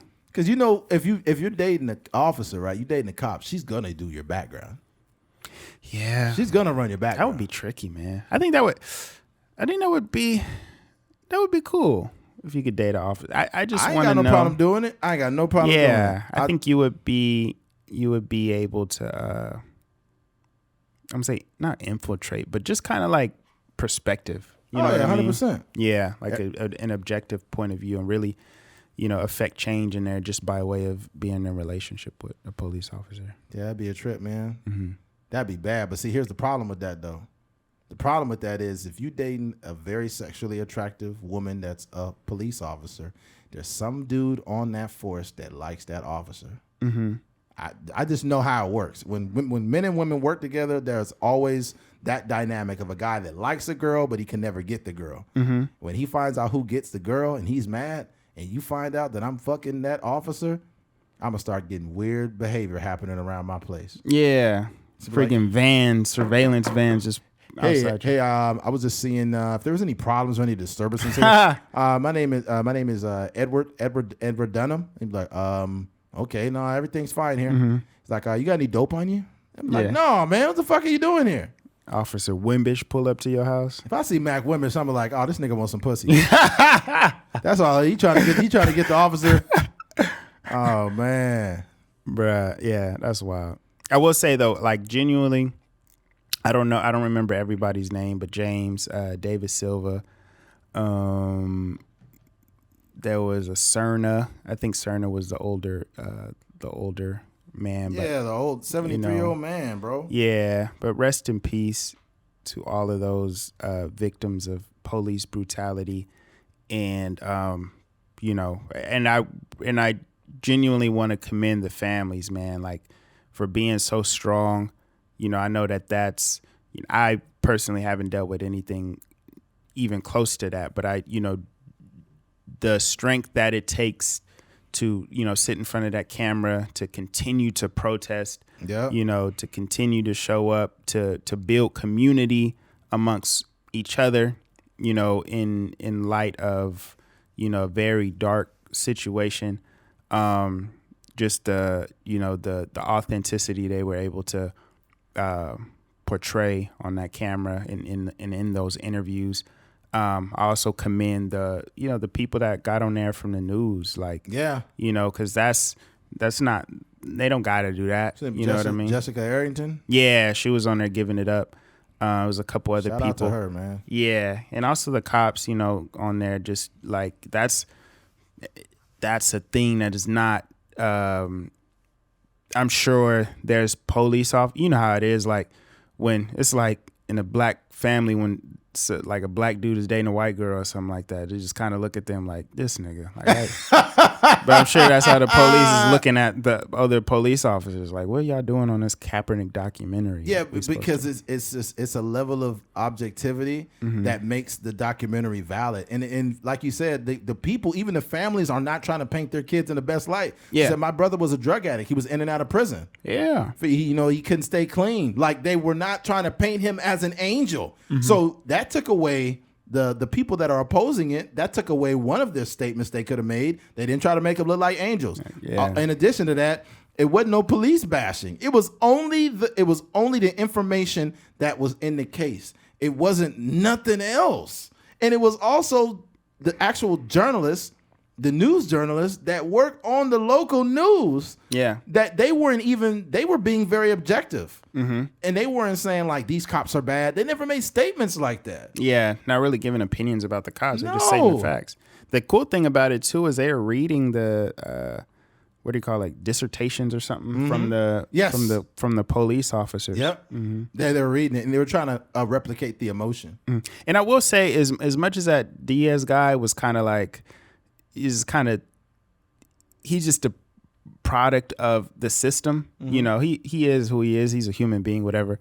But his role on there is so important because he just shows you like, I am a byproduct of the slap on the wrist that you get, or even barely getting in trouble. And yeah, it was he just like epitomizes like the police culture. Yeah, I am doing these things. I'm a undercover detective. I was walking the line. I went a little bit too far, and this is a result of that. So yeah, it's crazy. Yeah, and the other guy, Mara. There's been so many other ones that have done corrupt things. Yeah. There's a dude named Logan August. He's also, I think he got sentenced already. But Logan August, he was the motherfucker that came out and made a YouTube video. The devil was working that day, and I just want to apologize. And a bunch of people on the thread were like, "It's okay, we support you." He's from Bakersfield. Yeah, he went to Stockdale. I'm like 1 year older than him. What was that situation? He played football. The motherfucker was stealing. He was stealing dope money. Yeah, okay. Yeah, so then he was like, the devil got the best of me, and I just want to apologize to people for this and that. And it was like, the sad thing is the amount of police apologists in the comments. Yeah. It was like, it's okay. We're praying for you. We love you. Everybody makes mistakes. No, motherfucker, because the same people that get murdered, the victims, you want to make them like they the motherfucking. You make the victims to look so bad, but you building up a cop that was stealing. Yeah, like come on, man, get out of here, dog. Like don't do that. And if it's one person you could just look at and be like, there's no way you can paint them as a person that did anything wrong as the David Silver story. Yeah, exactly. If they just chopped it up into that piece and you just like, yo, you can't say no negative thing about that situation, especially the lengths that they went to And here's the thing, another officer with a slap on the wrist. Can I remind you guys? My uncle did like 12 or 13 years federal time. Logan August. Ex-deputy Logan August sentenced to 4 years in prison for stealing drugs from KCSO evidence room. Entering a sheriff's property room under the guise of retrieving drugs for destruction. Former deputy Logan August stole hundreds of pounds of marijuana and conspired with another deputy to put the drugs on the street. In federal, these are thugs. This is the definition of a thug. Mm-hmm. We're not talking about when you say the word thug, a lot of people think of the gang member with the sagging pants and the tattoos. No, it's an officer in the fucking department stealing dope and putting it back on the street. That is the worst thug because this motherfucker knows every parameter to break the law and he did it. And he only getting 4 years and my uncle got 13. You see why I'm so mad about this shit? Mm-hmm. The same motherfuckers is supposed to uphold the law breaking it. That ain't it. In federal court 3 years ago, August was sentenced to probation after pleading no contest to a single charge. Current prosecutor said the punishment was too lenient, especially after further investigation revealed far more marijuana, more than 300 pounds or more. 300 pounds? Come on, man. Was stolen than originally believed with their new findings. Prosecutors, mind you, I believe this guy had a fucking CrossFit gym out here too. Prosecutors brought the state charges against August and other former deputy. On Thursday, August was sentenced to 4 years in prison after making an open plea of no contest to the 15 felonies filed against him. The plea meant there was no deal with prosecutors in place, and he, in effect, was throwing himself at the mercy of the court. The prison term was met with the tears from his many family members and friends in attendance. August's young daughter cried, "I want my daddy." As a family, I don't care about her crying for her daddy. You know how many motherfuckers cry for their daddy every day, and they daddy doing a life sentence. Daddy is locked up for fucking 50 years. And you know what's funny? The judge has no mercy on them. But because this is that judge needs to fucking be sat down. Mm-hmm. These judges that's giving these lenient sentences, they need to be they don't have any integrity. They are a part of a system that is corrupt, and they are one level of it. These corrupt judges that are ex-cops that are allowing this fucking shit to happen, they need to sit these motherfuckers down. Mm-hmm. Ridiculous. Mm-hmm. Then it says, August attorney David A. Torres had asked Judge Judith K. Dolchich to sentence his client to probation. A prosecution asked for 5 years in prison. The probation department recommended a 3-year term. August had faced a maximum of 9 years in prison for charges that included drug trafficking, burglary, and conspiracy. Before handing down the sentence, Dolchich said she took into account the complexity of the operation and the trust of community had in August as a sheriff deputy. August also induced others to participate in the scheme, something the judge said she weighed heavily in her decision. In the lengthy statement in the court, August apologized to Dolchich, the deputies in the courtroom, and the audience for his actions. He said he was humbled by disgusted by his actions. "I disgrace everything you guys are wearing with my decisions," he told the deputies. August's voice broke as he addressed the audience. Blah, blah, blah. He had believed he would lose his family over the scandal, but they've stood by him. I shouldn't be deserving of having my wife sitting in front row, but God has restored my marriage. Nigga, fuck your marriage and fuck you. You should be in jail for 10 years. Fuck you. I don't got no empathy for these motherfuckers. My uncle spent over a decade in prison, and this motherfucker got 4 years for a crime. that was worse than my uncle's. My uncle was doing the wrong thing, right? But the fact that you get to steal over 300 pounds of marijuana, and then he did some shit with his taxes where I forgot what he did. He did something with his finances too. I don't know. He filed for bankruptcy. That's what he did. He filed for bankruptcy and then something else. And I'm like this is just corruptness at its highest level.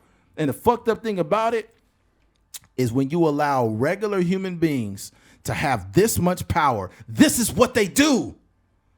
They will send some motherfucker to 50 years that looks like me and Keith, and then all go have a dinner party. And all the cops and sheriff all eating at the dinner party, having crackers and telling their police stories, and drinking beers and talking, having a great old time while they locking innocent people up, shooting people, and they just get to go back to doing their job like nothing happened.